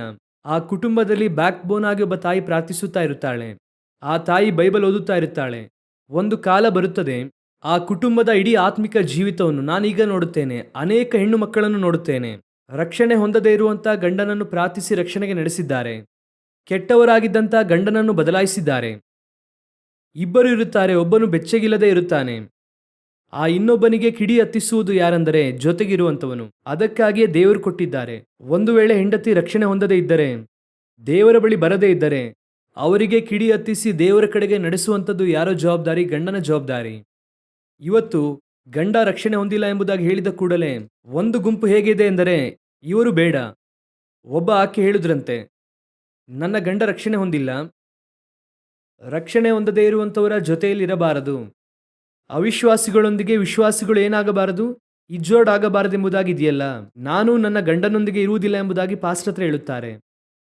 ಚೆನ್ನಾಗಿ ತಿಳಿದುಕೊಳ್ಳಿರಿ, ಮದುವೆಯಾಗುವುದಕ್ಕಿಂತ ಮುಂಚೆ ತನಕ ಬೇರೆ, ಅವಿಶ್ವಾಸಿಯೋ ವಿಶ್ವಾಸಿಯೋ ಮದುವೆ ಆದರ ಅವರಲ್ಲಿ ಕಿಡಿ ಹತ್ತಿಸುವ ತನಕ ನೀವು ತಾಳ್ಮೆಯಿಂದ ಕಾದಿರಬೇಕು. ನಿಮ್ಮಲ್ಲಿರುವಂತಹ ಕಿಡಿ ಒಂದು ದಿನ ಅವರನ್ನು ಕೂಡ ಹತ್ತಿಸುತ್ತದೆ. ಬೇರ್ಪಡುವುದಕ್ಕೆ ಏನು ಮಾಡಬಾರದು, ಯೋಚನೆ ಮಾಡಲೇಬಾರದು. ಇಬ್ಬರು ಒಂದಾಗಿ ಇರಬೇಕೆಂಬುದಾಗಿ ದೇವರು ಕೊಟ್ಟಿದ್ದಾರೆ. ಒಂದು ವೇಳೆ ಹೆಂಡತಿ ರಕ್ಷಣೆ ಹೊಂದಿಲ್ಲ, ದಿಢೀರೆಂಬುದಾಗಿ ರಕ್ಷಣೆ ಹೊಂದಿದಂಥ ಒಬ್ಬ ಹುಡುಗಿಯನ್ನು ನೋಡುತ್ತೇವೆ. ನೋಡಿದ ಕೂಡಲೇ ಈ ಹುಡುಗಿಯನ್ನು ಮದುವೆ ಆಗಬಹುದಾಗಿತ್ತಲ್ಲ ಎಂಬುದಾಗಿ ಯೋಚನೆ ಮಾಡಿ, ಇದು ಬೇಡ ಎಂಬುದಾಗಿ ತೀರ್ಮಾನ ಮಾಡಿದ್ರೆ ಅದು ದುರ್ಮಾರ್ಗತನ, ಅದು ಪಾಪ. ನಿನ್ನ ಹೆಂಡತಿ ರಕ್ಷಣೆ ಹೊಂದದೇ ಇದ್ದರೂ ಕೂಡ ಆಕೆ ರಕ್ಷಣೆ ಹೊಂದುವ ತನಕ ನೀನು ಕಾದಿರಲೇಬೇಕು. ನಿನ್ನ ಗಂಡ ರಕ್ಷಣೆ ಹೊಂದದೇ ಇದ್ದರೆ ಅವನು ರಕ್ಷಣೆ ಹೊಂದುವ ತನಕ ನೀನು ಕಾದಿರಲೇಬೇಕು. ಆದರೆ ಒಂದು, ನಿನ್ನಲ್ಲಿರುವಂತಹ ಕಿಡಿ ಅವನನ್ನು ಹತ್ತಿಸುತ್ತದೆ, ನಿಮ್ಮ ಪ್ರಾರ್ಥನೆ ಅವರನ್ನು ಬದಲಾಯಿಸುತ್ತದೆ, ನಿಮ್ಮ ಆತ್ಮಿಕ ಜೀವಿತ ಅವರನ್ನು ಬದಲಾಯಿಸುತ್ತದೆ, ನಿಮ್ಮ ಒಳ್ಳೆಯ ನಡವಳಿಕೆ ಅವರನ್ನು ಮಾರ್ಪಡಿಸುತ್ತದೆ, ಖಂಡಿತವಾಗಿ ಮಾರ್ಪಡಿಸುತ್ತದೆ. ಒಂದು ದಿನ ನೋಡಿ ಗಂಡ ತಿದ್ದುಕೊಳ್ಳುತ್ತಾನೆ. ಗಂಡನಿಗೆ ಒಂದು ದಿನ ಏನು ಬರುತ್ತದೆ ಗೊತ್ತಾ? ಗಿಲ್ಟಿನೆಸ್ ಬರುತ್ತದೆ. ನಾವು ಇವರಿಗೆ ಇಷ್ಟೊಂದನ್ನು ಮಾಡಿದ್ರೂ ಕೂಡ ಹೇಗಿದ್ದಾಳೆ? ಅವರು ನೋಡುತ್ತಾರೆ, ಲೋಕವನ್ನು ನೋಡುತ್ತಾರೆ, ಫ್ರೆಂಡ್ಸನ್ನು ನೋಡುತ್ತಾರೆ. ನನ್ನ ವೈಫ್ಗೆ ಒಂದು ಮಾತು ಹೇಳಿದೆ, ಆಕೆ ತಾಯಿಯ ಮನೆಗೆ ಹೋದ್ಲು ಎಂಬುದಾಗಿ ಫ್ರೆಂಡ್ ಹೇಳಿರುತ್ತಾನೆ. ಇವರು ಯೋಚನೆ ಮಾಡುತ್ತಾರೆ, ನಾವು ಇಷ್ಟೊಂದನ್ನು ಹೇಳಿದ್ರು ಕೂಡ ಈಕೆ ತಾಯಿ ಮನೆಗೆ ಹೋಗ್ಲಿಲ್ವಲ್ಲ. ಒಂದು ದಿನ ನಿಮ್ಮ ಒಳ್ಳೆಯ ನಡವಳಿಕೆಯಿಂದ, ಅದೇ ವಾಕ್ಯ ಹೇಳುತ್ತದೆ, ನಿಮ್ಮ ಒಳ್ಳೆಯ ನಡವಳಿಕೆಯಿಂದ ನಿಮ್ಮ ಗಂಡನನ್ನು ಏನ್ ಮಾಡಿ ಆದಾಯ ಮಾಡಿಕೊಳ್ಳಿರಿ. ಅದೇ ಗಂಡನಿಗೂ ಕೂಡ ಅನ್ವಯಿಸುತ್ತದೆ. ದೇವರು ಯಾಕೆ ಇನ್ನೊಬ್ಬ ಸಂಗಾತಿಯನ್ನು ಕೊಟ್ಟಿದ್ದಾರೆ ಅಂದರೆ, ನಮ್ಮ ಆತ್ಮಿಕ ಜೀವಿತವನ್ನು ಕಟ್ಟಿ ಎಬ್ಬಿಸುವುದಕ್ಕೆ, ಬಿದ್ದವನನ್ನು ಮೇಲೆ ಎತ್ತಿ ನಿಲ್ಲಿಸುವುದಕ್ಕೆ, ಬಿಸಿ ಇಲ್ಲದೆ ಇರುವವನಿಗೆ ಕಿಡಿ ಹತ್ತಿಸುವುದಕ್ಕೆ. ಅಂಥವರಾಗಿಯೇ ನಾವು ಇರಬೇಕು. ಬಿಟ್ಟರೆ ಒಂದು ದಿನವೂ ಕೂಡ, ಚೆನ್ನಾಗಿ ಗಮನಿಸಿರಿ, ಬೆಚ್ಚಗಿರುವವನನ್ನು ಬೆಚ್ಚಗಿಲ್ಲದವನಾಗಿ ಮಾಡಬಾರದು. ಅನೇಕ ಆತ್ಮಿಕ ಉಳ್ಳವರು ಮದುವೆಯಾದ ನಂತರವಾಗಿ ಹಿಂಜಾರಿ ಹೋಗಿದ್ದಾರೆ. ಕುಟುಂಬ ಜೀವಿತ ಸರಿಯಾಗಿ ಇಲ್ಲದೆ ಇರುವುದರಿಂದ, ಚೆನ್ನಾಗಿ ರಕ್ಷಣೆ ಹೊಂದಿ ಪ್ರಾರ್ಥನೆ ಮಾಡುತ್ತಿದ್ದಂಥ ಹೆಣ್ಣು ಮಕ್ಕಳು ಗಂಡ ಸರಿಯಾಗಿ ಸಿಗದೇ ಇದ್ದದರಿಂದ ಹಿಂಜಾರಿ ಹೋಗಿದ್ದಾಳೆ. ಒಬ್ಬ ಒಳ್ಳೆಯ ರಕ್ಷಣೆ ಹೊಂದಿದಂಥ ಹುಡುಗ ಸರಿಯಾದ ಹೆಂಡತಿ ಸಿಗದೇ ಇದ್ದದರಿಂದ ಕುಡುಕನಾಗಿದ್ದಾನೆ. ಇದು ನಡೆಯುತ್ತಾ ಇದೆ. ಆದರೆ ಬೈಬಲ್ ಯಾಕೆ ಇಬ್ಬರನ್ನು ಸೇರಿಸುತ್ತದೆ ಎಂದರೆ, ಬೆಚ್ಚಗಿಲ್ಲದೆ ಇರುವವನು ಏನ್ ಮಾಡಬೇಕು? ಬೆಚ್ಚಗಾಗಿ ಮಾಡಬೇಕು. ಬೆಚ್ಚಗಿಲ್ಲದೆ ಮಲಗಿದ್ದಾನಂದ್ರೆ ಅವನು ಏನ್ ಮಾಡಬೇಕು? ಬೆಚ್ಚಗಾಗಿ ಮಾಡುವುದಕ್ಕಾಗಿ. ಒಂದು ಕುಟುಂಬದ ಆತ್ಮಿಕವಾದ ಜವಾಬ್ದಾರಿ ಗಂಡ ಹೆಂಡತಿ ಇಬ್ಬರ ಮೇಲೂ ಕೂಡ ಇದೆ. ನಾವು ಅಂದುಕೊಂಡ ಹಾಗೆ ಹೆಂಡತಿಗೆ ಆತ್ಮಿಕವಾದ ಅನುಭವ ಇಲ್ವಾ? ಅದನ್ನು ಉಂಟು ಮಾಡಬೇಕಾಗಿರುವುದು ನಮ್ಮ ಜವಾಬ್ದಾರಿ. ನಾವು ಅಂದುಕೊಂಡ ಹಾಗೆ ಗಂಡ ಆ ರೀತಿಯಾಗಿಲ್ವಾ? ನಮ್ಮ ಪ್ರಾರ್ಥನೆಯಲ್ಲಿ ಬದಲಾಯಿಸಬೇಕಾಗಿರುವುದು ನಮ್ಮ ಜವಾಬ್ದಾರಿ. ಕಡೆಯದಾಗಿ ಒಂದು ಕಾರ್ಯವನ್ನು ಹೇಳಿ ನಾನು ಮುಗಿಸುತ್ತೇನೆ. ಓದಿರಿ, ಅರಣ್ಯಕಾಂಡ ಪುಸ್ತಕ 13ನೇ ಅಧ್ಯಾಯ 33ನೇ ವಾಕ್ಯ. ಅಲ್ಲಿ ನೆಫೆಲಿಯರನ್ನು, ಅಂದರೆ ನೆಫೆಲಿಯ ವಂಶದವರಾದ ಉನ್ನತ ಪುರುಷರನ್ನು ನೋಡಿದೆವು. ನಾವು ಅವರ ಮುಂದೆ ಮಿಡತೆಗಳಂತೆ ಇದ್ದೇವೆಂದು ತಿಳಿದುಕೊಂಡೆವು. ಅವರಿಗೂ ನಾವು ಹಾಗೆಯೇ ತೋರಿದೆವು ಅಂದರು. ಅವರು ಏನು ಮಾಡುತ್ತಾರೆ? ತಾವು ಸಂಚರಿಸಿ ನೋಡಿದ ದೇಶದ ವಿಷಯವಾಗಿ ಇಸ್ರಾಯೇಲರಿಗೆ ಅಶುಭ ಸಮಾಚಾರವನ್ನು ತಿಳಿಸುತ್ತಾರೆ. ಇದು ನಮ್ಮೆಲ್ಲರಿಗೂ ಗೊತ್ತಿರುವಂಥ ಒಂದು ಸಂಭವ. 12 ಜನ ಹೋಗುತ್ತಾರೆ, ಅದರಲ್ಲಿ 10 ಜನ ಬಂದು ಏನು ಮಾಡುತ್ತಾರೆ? ಅಶುಭ ಸಮಾಚಾರವನ್ನು ಹೇಳುತ್ತಾರೆ. ಆದರೆ ಯೆಹೋಶುವ ಹಾಗೂ ಕಾಲೇಬನು, ಇಲ್ಲಿ ವಾಕ್ಯ ಹೇಳುತ್ತದೆ 6ನೇ ವಾಕ್ಯ, ಅರಣ್ಯಕಾಂಡ 14ನೇ ಅಧ್ಯಾಯ 6ನೇ ವಾಕ್ಯ, ಮತ್ತು ದೇಶವನ್ನು ಸಂಚರಿಸಿ ನೋಡಿದವರಲ್ಲಿದ್ದ ನೂನನ ಮಗನಾದ ಯೆಹೋಶುವನು ಯೆಫ್ನೆಯ ಮಗನಾದ ಕಾಲೇಬನು ತಮ್ಮ ಬಟ್ಟೆಗಳನ್ನು ಹರಿದುಕೊಂಡು, ಗಮನಿಸಿರಿ, 10 ಜನ ಅಶುಭ ಸಮಾಚಾರವನ್ನು ಹೇಳುತ್ತಾರೆ. ಆದರೆ ಇವರಿಬ್ಬರು ಹೇಳುತ್ತಾರೆ, ನಾವು ಸಂಚರಿಸಿ ನೋಡಿದ ದೇಶವು ಅತ್ಯುತ್ತಮವಾದದ್ದು, ಅದು ಹಾಲು ಜೇನು ಹರಿಯುವ ದೇಶ. ಯೆಹೋವನು ನಮ್ಮನ್ನು ಮೆಚ್ಚಿಕೊಂಡರೆ ಅದರಲ್ಲಿ ನಮ್ಮನ್ನು ಸೇರಿಸಿ ಅದನ್ನು ನಮ್ಮ ಸ್ವಾಧೀನಕ್ಕೆ ಕೊಡುವನು. ನೀವು ಹಾಗೆ ಮುಂದಿನ ವಾಕ್ಯ ಓದುವುದಾದರೆ, ಅಲ್ಲಿ 10ನೇ ವಾಕ್ಯದ ತನಕ ಓದುವುದಾದರೆ, ಒಳ್ಳೆಯ ಸುದ್ದಿಯನ್ನು ಹೇಳುತ್ತಾರೆ. ಒಂದೇ ದೇಶವೇ, ಒಂದೇ ವಿಷಯವೇ, ಆದರೆ ಆ 10 ಜನ ಹೇಳಿದ್ದಕ್ಕೂ ಇವರಿಬ್ಬರು ಹೇಳಿದ್ದಕ್ಕೂ ವ್ಯತ್ಯಾಸ ಇದೆ. 10 ಜನ ಕೆಟ್ಟ ಸುದ್ದಿಯನ್ನು ಹೇಳುತ್ತಾರೆ, ಇಬ್ಬರು ಒಳ್ಳೆಯ ಸುದ್ದಿಯನ್ನು ಹೇಳುತ್ತಾರೆ. ಕರ್ತನು ಯಾಕೆ ಇಬ್ಬರನ್ನು ಸೆಲೆಕ್ಟ್ ಮಾಡುತ್ತಾರೆ? ಈಗ ಓದಿರಿ, ಮಾರ್ಕನ ಸುವಾರ್ತೆ 6ನೇ ಅಧ್ಯಾಯ 11ನೇ ವಾಕ್ಯವನ್ನು ಓದಿರಿ. ಮತ್ತು ಯಾವ ಸ್ಥಳದವರಾದರೂ ನಿಮ್ಮನ್ನು ಸೇರಿಸಿಕೊಳ್ಳದೆಯೂ ನೀವು ಹೇಳುವುದನ್ನು ಕೇಳದೆಯೂ ಹೋದರೆ ಆ ಸ್ಥಳದಿಂದ ಹೊರಟು ಹೋಗುವಾಗ ನಿಮ್ಮ ಕಾಲಿಗೆ ಹತ್ತಿದ ಧೂಳನ್ನು ಜಾಡಿಸಿಬಿಡಿರಿ. ನ್ಯಾಯ ವಿಚಾರಣೆಯ ದಿವಸದಲ್ಲಿ ಅಂಥ ಊರಿನ ಗತಿಯು ಸೊದೋಮ್ ಗೊಮೋರಗಳ ಸೀಮೆಯ ಗತಿಗಿಂತಲೂ ಕಠಿಣವಾಗಿರುವುದು ಎಂದು ನಿಮಗೆ ಸತ್ಯವಾಗಿ ಹೇಳುತ್ತೇನೆ. ದೇವರು ಈ ರೀತಿಯಾಗಿ ಹೇಳಿ ಏನು ಮಾಡುತ್ತಾರೆ? ಅವರನ್ನು ಇಬ್ಬಿಬ್ಬರನ್ನಾಗಿ ಕಳುಹಿಸುತ್ತಾರೆ. ಯಾಕೆ ಅವರನ್ನು ಇಬ್ಬಿಬ್ಬರನ್ನಾಗಿ ಕಳುಹಿಸುತ್ತಾರೆ? ಓದಿರಿ, ಲೂಕ 9:1 ಓದಿರಿ. ಲೂಕ 9:1. ಆತನು 12 ಮಂದಿ ಶಿಷ್ಯರನ್ನು ಒಟ್ಟಿಗೆ ಕರೆದು ಅವರಿಗೆ ಎಲ್ಲ ದೆವ್ವಗಳನ್ನು ಬಿಡಿಸುವ ಮತ್ತು ರೋಗಗಳನ್ನು ವಾಸಿ ಮಾಡುವ ಶಕ್ತಿ ಅಧಿಕಾರಗಳನ್ನು ಕೊಟ್ಟು, ದೇವರ ರಾಜ್ಯದ ವಿಷಯವನ್ನು ಸಾರುವುದಕ್ಕೂ ಅಸ್ವಸ್ಥರಾದವರನ್ನು ಸ್ವಸ್ಥ ಮಾಡುವುದಕ್ಕೂ ಅವರನ್ನು ಕಳುಹಿಸಿದನು. ಹಾಗಾದರೆ ಇಬ್ಬಿಬ್ಬರನ್ನು ಯಾಕೆ ಕಳುಹಿಸುತ್ತಾರೆ? ಇಬ್ಬಿಬ್ಬರು ಎನ್ನುವಂಥದ್ದು ಮಾರ್ಕ 6:11 ಇರುತ್ತದೆ. ಕಳುಹಿಸಿದರು ಎಂಬುದಾಗಿ ಲೂಕಾದಲ್ಲಿ ಇರುತ್ತದೆ. ಇಬ್ಬರು ಎನ್ನುವುದಕ್ಕೆ ಇಲ್ಲಿ ಬಂದೆವು. ಈ ಇಬ್ಬಿಬ್ಬರನ್ನು ಯಾಕೆ ಕಳುಹಿಸುತ್ತಾರೆ? ಯಾಕೆ ಅಂದರೆ ಕೆಟ್ಟ ಸುದ್ದಿಯನ್ನು ಹೇಳುವುದಕ್ಕಾಗಿ ಅಲ್ಲ, ಒಳ್ಳೆಯ ಸುದ್ದಿಯನ್ನು ಹೇಳುವುದಕ್ಕಾಗಿ. ಇಬ್ಬರು ಆ ದೇಶಕ್ಕೆ ಹೋಗಿ ಬಂದು ಒಳ್ಳೆಯ ಸುದ್ದಿಯನ್ನು ಹೇಳುತ್ತಾರೆ, ಆದರೆ 10 ಜನ ಕೆಟ್ಟ ಸುದ್ದಿಯನ್ನು ಹೇಳುತ್ತಾರೆ. ದೇವರು ಯಾಕೆ ಇಬ್ಬರನ್ನು ಕಳುಹಿಸುತ್ತಾರೆ? ಈ ಇಬ್ಬರನ್ನು ಕಳುಹಿಸುವಾಗ ಒಳ್ಳೆಯ ಸುದ್ದಿ, ಒಬ್ಬನು 1000 ಜನರನ್ನು, ಇಬ್ಬರು 10,000 ಜನರನ್ನು, ಅಧಿಕ ಜನರನ್ನು ಸಂಧಿಸುವುದಕ್ಕಾಗಿ. ಇಬ್ಬರನ್ನಾಗಿ ದೇವರು ಯಾಕೆ ನಿಮ್ಮನ್ನು ಒಟ್ಟುಗೂಡಿಸಿದ್ದಾರೆ ಗೊತ್ತಾ? ನಿಮ್ಮಿಬ್ಬರನ್ನು ಕೂಡ ಒಟ್ಟುಗೂಡಿಸಿದ್ದಕ್ಕೆ ಕಾರಣ ಒಳ್ಳೆಯ ಸುದ್ದಿಯನ್ನು ಹೇಳುವುದಕ್ಕಾಗಿ. ಇವತ್ತು ಮನೆಯ ಒಳಗೆ ನೀವು ಒಳ್ಳೆಯ ಸುದ್ದಿಯನ್ನು ಹೇಳುತ್ತಾ ಇದ್ದೀರಾ, ಕೆಟ್ಟ ಸುದ್ದಿಯನ್ನು ಹೇಳುತ್ತಾ ಇದ್ದೀರಾ? ನಿಮ್ಮ ಬಾಯಿಯ ಮಾತುಗಳು ಹೇಗೆ ಇದೆ ಎಂಬುದಾಗಿ ನೋಡಿ. ಇವತ್ತು ಯಾವುದೇ ಒಂದು ವಿಷಯವನ್ನು ಮನೆಯಲ್ಲಿ ಮಾತನಾಡುವಾಗಲೇ ನೆಗೆಟಿವ್ ಆಗಿ ಹೇಳುವಾಗಲೇ, ಮಗ ಮಾರ್ಕ್ಸ್ ತೆಗೆದುಕೊಳ್ಳುವಾಗ ಕಡಿಮೆ ತೆಗೆದುಕೊಂಡ, ನಾವು ಹೇಗೆ ಹೇಳುತ್ತೇವೆ? ಈ ರೀತಿಯಾಗಿ ತೆಗೆದುಕೊಂಡರೆ ನೀನು ನಡುಬೀದಿಯಲ್ಲಿ ನಿಲ್ಲುತ್ತೀಯ. ಇದನ್ನು ಬೇರೆ ರೀತಿಯಾಗಿ ಹೇಳಬಹುದು. ನೀನು ಈ ರೀತಿಯಾಗಿ ತೆಗೆದುಕೊಂಡರೆ ನೀನು ಅಂದುಕೊಂಡಂತಹ ಕೋರ್ಸ್ ಸಿಗುವುದಿಲ್ಲ, ಬೇರೆ ಕೋರ್ಸ್ ಸಿಗುತ್ತದೆ. ನೀನು ಒಳ್ಳೆಯ ಕೋರ್ಸ್ ಬೇಕು ಅಂದ್ರೆ ಇನ್ನೂ ಸ್ವಲ್ಪ ಮಾರ್ಕ್ಸ್ ತೆಗೆದುಕೊಳ್ಳಬೇಕು ಹೇಳ್ಬಹುದಲ್ವಾ? ಸರಿ, ನಿನಗೆ ಓದುವುದಕ್ಕೆ ಆಗ್ತಿಲ್ವಾ ಅಪ್ಪ, ದೇವರ ಹತ್ರ ಕೇಳು, ಜ್ಞಾನ ಕೊಡುತ್ತಾರೆ, ಈ ರೀತಿಯಾಗಿ ಹೇಳ್ಬಹುದಲ್ಲ. ಹೇಳುವಾಗಲೇ ನೆಗೆಟಿವ್, ಕೆಟ್ಟ ಸುದ್ದಿ ಯಾವುದೇ ಹೇಳಿದರೂ ಕೂಡ ನಡೆಯುವುದಿಲ್ಲ, ಆಗುವುದಿಲ್ಲ. ಗಂಡ ಬಂದು ಏನೋ ಒಂದನ್ನು ಹೇಳುತ್ತಾರೆ, ಒಂದು ಬಿಸ್ನೆಸ್ ಅಲ್ಲಿ ಇನ್ವೆಸ್ಟ್ ಮಾಡೋಣ ಅಂತ ಅಂದುಕೊಂಡಿದ್ದೇನೆ, ಸರಿಪಾ, ನೋಡಿ ಮಾಡಿ, ಪ್ರಾರ್ಥಿಸಿ ಮಾಡಿ, ದೇವರು ಜೊತೆಗಿದ್ದಾರೆ, ಯೋಚನೆ ಮಾಡಿದ್ದೀರಾ ಎಂಬುದಾಗಿ ಕೇಳುವುದಿಲ್ಲ. ನಿಮಗೆ ಏನು ಬರೋದಿಲ್ವಲ್ಲ, ನೀವು ಮುಟ್ಟುವಂಥದ್ದೆಲ್ಲವೂ ಕೂಡ ನಾಶವಾಗಿ ಹೋಗುತ್ತದಲ್ಲ. ಯಾಕೆ ನಿಮಗೆ ಬೇಡದೇ ಇರುವಂತ ಕೆಲಸ ಈಗ ಚೆನ್ನಾಗಿ ಹೋಗುತ್ತಾ ಇದೆಯಲ್ವಾ? ಅವನು ನೋಡುತ್ತಾನೆ. ಮೋಸ್ಟ್ಲಿ ಇದು ಆಗಲ್ಲ ಅನ್ಸುತ್ತೆ. ನೀವು ಯಾವುದನ್ನೇ ತೆಗೆದುಕೊಂಡರು, ಮಗ ಸೈಕಲ್ ಓಡಿಸುತ್ತಾ ಇದ್ದಾನೆ, ಓಡಿಸುವಾಗಲೇ ಸರಿ ನೋಡ್ಕೊಂಡು ಓಡಿಸಪ್ಪ, ಸ್ವಲ್ಪ ಸೈಡಲ್ಲಿ ಹೋಗು, ನಿಧಾನವಾಗಿ ಹೋಗು, ಅದು ಪರವಾಗಿಲ್ಲ, ನೋಡ್ಕೊಂಡು ಹೋಗು, ಯಾವುದಾದ್ರೂ ಲಾರಿ ಅಡ್ಡ ಬಂದು ಗುದ್ದುತ್ತದೆ. ಹೇಳುವಾಗಲೇ ಕೆಲವರಿಗೆ ಬಾಯಿ ಯಾಕೆ ಆ ರೀತಿಯಾಗಿದೆ ಎಂಬುದಾಗಿ ಗೊತ್ತಿಲ್ಲ. ವಾಕ್ಯ ಹೇಳುತ್ತದೆ, ಜೀವ ಮರಣಗಳು ಎಲ್ಲಿದೆ ಅಂತೆ? ನಾಲಿಗೆಯ ವಶದಲ್ಲಿದೆ. ಯಾವುದನ್ನು ಹೇಳುವಾಗಲೂ ಕೂಡ ಕೆಟ್ಟ ಸುದ್ದಿ, ಹೇಳುವಾಗಲೇ ನೆಗೆಟಿವ್ ಆಗಿ ಹೇಳುವುದು. ದೇವರು ನಿಮ್ಮನ್ನು ನನ್ನನ್ನು ಕರೆದದ್ದು ಯಾತಕ್ಕಾಗಿ ಗೊತ್ತಾ? ಒಳ್ಳೆಯ ಸುದ್ದಿಯನ್ನು ಹೇಳುವುದಕ್ಕಾಗಿ. ಆಯಾ ಕಾಲ ಬರುವಾಗ ದೇವರು ಬೇಕಾದದನ್ನು ಕೊಟ್ಟಿದ್ದಾರೆ ಅಲ್ವಾ? ಅದೇ ರೀತಿಯಾಗಿ ವಸತಿ ಸೌಕರ್ಯ ಕೂಡ ಆಯಾ ಕಾಲದಲ್ಲಿ ದೇವರು ಕೊಡುತ್ತಾರೆ. ನಮಗೆ ಕೊಡದೆ ದೇವರು ಯಾರಿಗೆ ಕೊಡುತ್ತಾರೆ? ಕೆಲವರು ಮೋಟಿವೇಶನ್ ಮಾತನಾಡುತ್ತೇನೆ ಎಂಬುದಾಗಿ ಹೋಗುತ್ತಾರೆ. ಆ ರೀತಿ ಹೋಗಬೇಡಿ. ನಿಮ್ಮ ಬಾಯಿಂದ ಬರುವಂತಹ ಮಾತುಗಳು ಗುಡ್ ನ್ಯೂಸ್ ಆಗಿರಬೇಕು. ಅದರಲ್ಲಿ ಬಹಳ ಮುಖ್ಯವಾದ ಗುಡ್ ನ್ಯೂಸ್ ದೇವರ ಕುರಿತಾದಂತಹ ಸುದ್ದಿ. ಕುಟುಂಬ ಯಾರ ಕುರಿತಾಗಿ ಹೇಳಬೇಕು? ದೇವರ ಕುರಿತಾಗಿ ಹೇಳಬೇಕು. ಮನೆಯಲ್ಲಿ ದೇವರ ಕುರಿತು ಸ್ವಲ್ಪವಾದರೂ ಹೇಳಬೇಕು. ಮುಂಚೆ ನಮ್ಮ ಮನೆಗಳಲ್ಲಿ ನೋಡುವುದಾದರೆ ಈ ಒಂದು ಪ್ರಾರ್ಥನೆಗಾಗಿ ಮನೆಯನ್ನು ತೆರೆದು ಕೊಡುತ್ತಾ ಇದ್ದರು. ಮನೆಯಲ್ಲಿ ಕಾಟೇಜ್ ಮೀಟಿಂಗ್ ಈ ರೀತಿಯಾಗಿ ತಿಂಗಳಿಗೆ ಒಮ್ಮೆ ಆ ರೀತಿಯಾಗಿ ಇಡುತ್ತಾ ಇದ್ದರು. ಆ ಒಂದು ಪ್ರಾರ್ಥನೆಯಲ್ಲಿ ಬಿಸ್ಕೆಟೋ ಟೀಯೋ ಏನೋ ಒಂದು ಕೊಡುತ್ತಾರೆ ಎಂಬುದಾಗಿ ಇಟ್ಟುಕೊಳ್ಳಿ. ಅಲ್ಲಿ ಏನು ಕೊಡುತ್ತಾರೆ ಎನ್ನುವಂಥದ್ದು ಮುಖ್ಯವಲ್ಲ. ಆದರೆ ಕರ್ತನಿಗೋಸ್ಕರವಾಗಿ ಒಳ್ಳೆಯ ಸುದ್ದಿಗಾಗಿ ನಿಮ್ಮ ಮನೆಯನ್ನು ಕೊಡುವಾಗ ನಿಮ್ಮ ಮನೆಯನ್ನು ದೇವರು ಆಶೀರ್ವದಿಸುವುದಕ್ಕೆ ಶಕ್ತರಾಗಿದ್ದಾರೆ. ನಾವೊಂದು ಮನೆಯಲ್ಲಿದ್ದೆವು, ಚಿಕ್ಕ ಮನೆ. ಆ ಚಿಕ್ಕ ಮನೆ ಯಾವ ರೀತಿಯಾಗಿತ್ತಂದರೆ ಆ ಇಡೀ ಮನೆಯೇ ಒಂದು 150 ಸ್ಕ್ವೇರ್ ಫೀಟ್ ಅಲ್ಲಿ ಇತ್ತು ಅಷ್ಟೇನೆ. ಅದರಲ್ಲಿ ಒಂದು ಕಿಚನ್ ಇರುತ್ತದೆ, ಹಾಲ್ ಇರುತ್ತದೆ, ಬಾತ್ರೂಮ್ ಇರುತ್ತದೆ, ಅಷ್ಟೇ ಇರುತ್ತದೆ. ಆ ಇಡೀ ಮನೆಯೇ ಒಂದು 150-160 ಸ್ಕ್ವೇರ್ ಫೀಟ್ ಅಷ್ಟೇನೆ. ಆ ರೀತಿಯಾಗಿ ನಮಗೆ 2 ಮನೆಗಳಿತ್ತು ಪ್ರತ್ಯೇಕವಾಗಿ. ನಮ್ಮ ತಾಯಿ ಏನ್ ಮಾಡಿದ್ರಂದ್ರೆ 2ನೇ ಮನೆಯನ್ನು ತೆಗೆದುಕೊಳ್ಳುವಾಗ ಆ ಮನೆ ಬಾಡಿಗೆಗೆ ಬಿಡಿ ಎಂಬುದಾಗಿ ಎಲ್ಲರೂ ಹೇಳಿದಾಗ ನಮ್ಮ ತಾಯಿ ಹೇಳಿದ್ರು ಬೇಡ, ಒಂದು ಮನೆಯಲ್ಲಿ ನಾವಿರುತ್ತೇವೆ, ಇನ್ನೊಂದು ಮನೆಯನ್ನು ಸೇವೆಗೋಸ್ಕರ ತೆರೆದುಕೊಡುತ್ತೇವೆ ಅಂತ ಹೇಳಿದ್ರು. ನನಗೆ ಬಹಳ ಆಶ್ಚರ್ಯ, ಯಾಕಂದ್ರೆ ನಮಗೆ ಆಗ ಬಾಡಿಗೆಗೆ ಬಿಟ್ಟರೆ ಒಳ್ಳೆಯ ಹಣ ಬರುತ್ತದೆ. ಆದರೆ ನಮ್ಮ ತಾಯಿ ಹೇಳಿದ್ರು ಬಾಡಿಗೆಗೆ ಬಿಡುವುದು ಬೇಡ, ಆ ಮನೆಯನ್ನು ಏನ್ ಮಾಡೋಣ, ಸೇವೆಗೆ ಕೊಡೋಣ. ಅಲ್ಲಿ ಸಂಡೇ ಕ್ಲಾಸ್ ನಡೆಯುತ್ತದೆ, ತಿಂಗಳಿಗೆ ಒಮ್ಮೆ ಕಾಟೇಜ್ ಪ್ರೇಯರ್ ಮೀಟಿಂಗ್ ನಡೆಯುತ್ತದೆ, ಒಬ್ಬ ಸೇವಕರು ಬಂದಲ್ಲಿ ಪ್ರಾರ್ಥನೆ ಮಾಡುತ್ತಾರೆ, ಫಾಸ್ಟಿಂಗ್ ಪ್ರೇಯರ್ ಇರುತ್ತಾರೆ. ಸಂಪೂರ್ಣವಾಗಿ ಆ ಮನೆ ಸೇವೆಗೆಂದು ಬದಲಾಯಿತು. ನಾನು ಹೇಳುತ್ತೇನೆ, ಅಂದು ಅವರು ಕೊಟ್ಟಂತದ್ದು ಒಂದು ಚಿಕ್ಕ ಕೋಣೆ, ಒಂದು 150 ಸ್ಕ್ವೇರ್ ಫೀಟ್ ಅಷ್ಟೇನೆ. ಆದರೆ ಇಂದು ಅದಕ್ಕಿಂತಲೂ ದೊಡ್ಡದಾದ ಒಂದು ಬೈಬಲ್ ಕಾಲೇಜನ್ನೇ ಕೊಟ್ಟಿದ್ದಾರೆ. ನೀವು ಏನು ಕೊಡುವಾಗ ಅವ್ರು ಏನು ಕೊಡುತ್ತಾರೆ ಎಂಬುದಾಗಿ ಹೇಳುತ್ತಿಲ್ಲ, ದೇವರು ನಮ್ಮ ಹೃದಯವನ್ನೇ ನೋಡುತ್ತಾರೆ. ಸ್ವಲ್ಪವಾದರೂ ನಿಮ್ಮ ಮನೆಯಲ್ಲಿ ಒಳ್ಳೆಯ ಸುದ್ದಿಗೆ ಸ್ಥಳ ಕೊಡಿರಿ. ನಿಮ್ಮ ಮನೆಯಲ್ಲಿ ಮಾತ್ರವಲ್ಲ, ನಿಮ್ಮ ಜೀವಿತದಲ್ಲಿ ನೀವು ಹೋಗಿ ಒಳ್ಳೆಯ ಸುದ್ದಿನ ಹೇಳಿ. ಗಂಡ ಹೆಂಡತಿ ಇಬ್ಬರು ಕೂಡ ಸೇರಿ ಏನ್ ಮಾಡಿ ಒಂದು ಗಾಸ್ಪಲ್ ಹೇಳಿ. 30 ದಿನ ನಿಮ್ಮ ಮನೆಗೋಸ್ಕರವಾಗಿ ದುಡಿಯುತ್ತೀರಾ, ಯಾಕೆ ದೇವರಿಗೋಸ್ಕರವಾಗಿ ಒಂದು ದಿನ ದುಡಿಯಬಾರದು? ಸುವಾರ್ತೆಯನ್ನು ಯಾಕೆ ಹೇಳಬಾರದು? ಒಬ್ಬ ಮಿಷನರಿಗೆ ನೀವು ಹಣ ಕಳಿಸುತ್ತೀರಾ, ಒಳ್ಳೆಯದು. ಆದರೆ ಹಣ ಕಳಿಸುವುದು ಸಾಕಾಗುವುದಿಲ್ಲ, ನೀವೇ ಮಿಷನರಿಗಳಾಗಿ ಮಾರ್ಪಡಬೇಕು. ನಮಗೆಲ್ಲ ಏನಿದೆ ಅಂದರೆ ಒಂದು ಸ್ಯಾಟಿಸ್ಫ್ಯಾಕ್ಷನ್ ಇದೆ. ಏನು ಸ್ಯಾಟಿಸ್ಫ್ಯಾಕ್ಷನ್ ಅಂದರೆ, ನಾನು 200 ರೂಪಾಯಿ ಮಿಷನರಿಗೆ ಕಳಿಸಿದ್ದೇನೆ, ನಾನು 500 ರೂಪಾಯಿ ಕಳಿಸಿದ್ದೇನೆ, 1000 ರೂಪಾಯಿ ಕಳಿಸಿದ್ದೇನೆ, ಅದರಲ್ಲೇ ತೃಪ್ತಿ. ನಾನು ಹೇಳುತ್ತೇನೆ, ಮಿಷನರಿಗಳು ಮಾಡುವಂತಹ ಸೇವೆಗೆ ನೀವು ಎಷ್ಟು ಲಕ್ಷ ಕೊಡುತ್ತೀರಾ ಎನ್ನುವುದಕ್ಕಿಂತಲೂ, ಅವರು ಕಾಡಿನ ಮಧ್ಯದಲ್ಲಿ ಇಂದು ಬೆಳಗ್ಗೆ ಸೇವೆ ಮಾಡುತ್ತಾ ಇದ್ದಂತ ಒಬ್ಬ ಪಾಸ್ಟರ್ ಮಾತನಾಡಿದ್ದನ್ನು ನಾವೆಲ್ಲರೂ ಕೂಡ ಕೇಳಿದ್ವಿ.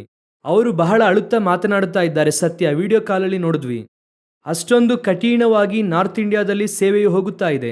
ನಾವು ಹಣ ಕೊಡುವಂಥದ್ದು ಒಳ್ಳೆಯದು, ಇಲ್ಲ ಎಂದು ಹೇಳುತ್ತಿಲ್ಲ. ಅದಕ್ಕಿಂತಲೂ ಮುಖ್ಯ ನಮ್ಮನ್ನೇ ನಾವು ಕೊಡುವಂಥದ್ದು. ನಾವು ನಮ್ಮನ್ನು ದೇವರಿಗೆ ಕೊಡುತ್ತಾ ಇದ್ದೇವಾ? ಸ್ವಲ್ಪವಾದರೂ ಸೇವೆಯಲ್ಲಿ ಇಳಿದು ಮಾಡುತ್ತಾ ಇದ್ದೇವಾ? ಒಳ್ಳೆಯ ಸುದ್ದಿಯನ್ನು ಹೇಳುವುದಕ್ಕಾಗಿಯೇ ದೇವರು ಇಬ್ಬರನ್ನು ಇಟ್ಟಿದ್ದಾರೆ. ಈ ಲೋಕದಾದ್ಯಂತ ಕೆಟ್ಟ ಸುದ್ದಿಯನ್ನು ಹೇಳುವವರು ತುಂಬಿದ್ದಾರೆ, ಆದರೆ ಒಳ್ಳೆಯ ಸುದ್ದಿಯನ್ನು ಹೇಳುವಂತ ಇಬ್ಬರನ್ನು ದೇವರು ಹುಡುಕುತ್ತಿದ್ದಾರೆ. ಆ ಇಬ್ಬರು ಮಾತ್ರವೇ ಕಡೆಯದಾಗಿ ಕಾನಾನ್ ದೇಶದೊಳಗೆ ಪ್ರವೇಶಿಸುತ್ತಾರೆ. ಉಳಿದಂತ 10 ಜನ ಏನ್ ಮಾಡಲಿಲ್ಲ, ಹೋಗಲಿಲ್ಲ. ಯಾವ ಇಬ್ಬರನ್ನು ದೇವರು ಒಟ್ಟುಗೂಡಿಸುತ್ತಾರೆ, ಯಾವ ಇಬ್ಬರನ್ನು ದೇವರು ಕಾನಾನೊಳಗೆ ಕರೆದುಕೊಂಡು ಹೋಗುತ್ತಾರೆ ಅಂದರೆ, ದೇವರು ಒಳ್ಳೆಯ ಸುದ್ದಿಯನ್ನು ಹೇಳುವಂತ ಇಬ್ಬರನ್ನು ಒಟ್ಟುಗೂಡಿಸುತ್ತಾರೆ, ಒಳ್ಳೆಯ ಸುದ್ದಿಯನ್ನು ಹೇಳುವಂತ ಇಬ್ಬರನ್ನೇ ಕಾನಾನ್ಗೆ ಕರೆದುಕೊಂಡು ಹೋಗುತ್ತಾರೆ. ಇಂದು ನಾವು ಎಂತವರಾಗಿ ಇದ್ದೇವೆ?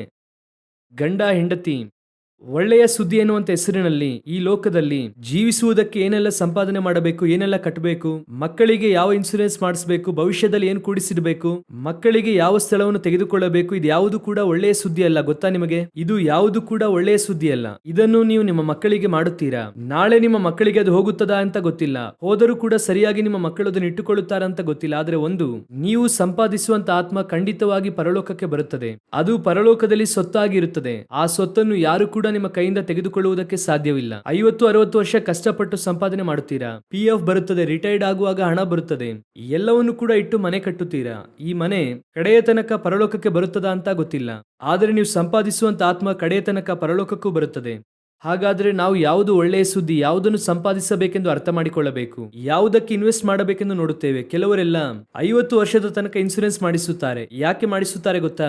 ಸಾಯುವಾಗ ನಮಗೆ ಇದೇನಾಗುತ್ತದೆ, ಯೂಸ್ ಆಗುತ್ತದೆ ಎಂಬುದಾಗಿ. ಯೂಸ್ ಆಗುತ್ತದೆ. ಹೇಗೆ ಆಗುತ್ತದೆ ಗೊತ್ತಾ? ಕರೆಕ್ಟ್ ಆಗಿ 58 ವರ್ಷ ಆಗುವಾಗ ಇನ್ಸೂರೆನ್ಸ್ ಬರುತ್ತದೆ, ಜೊತೆಗೆ ಕಿಡ್ನಿ ಫೇಲ್ಯೂರ್ ಕೂಡ ಆಗುತ್ತದೆ, ಜೊತೆಗೆ ಶುಗರ್ BP ಎಲ್ಲವೂ ಕೂಡ ಒಟ್ಟಾಗಿ ಬರುತ್ತದೆ. ಬಂದಂತಹ ಹಣವನ್ನು ಹಾಗೆ ಡಾಕ್ಟರ್ಗೆ ಕೊಡುವುದಕ್ಕೆ ಸರಿಯಾಗಿರುತ್ತದೆ.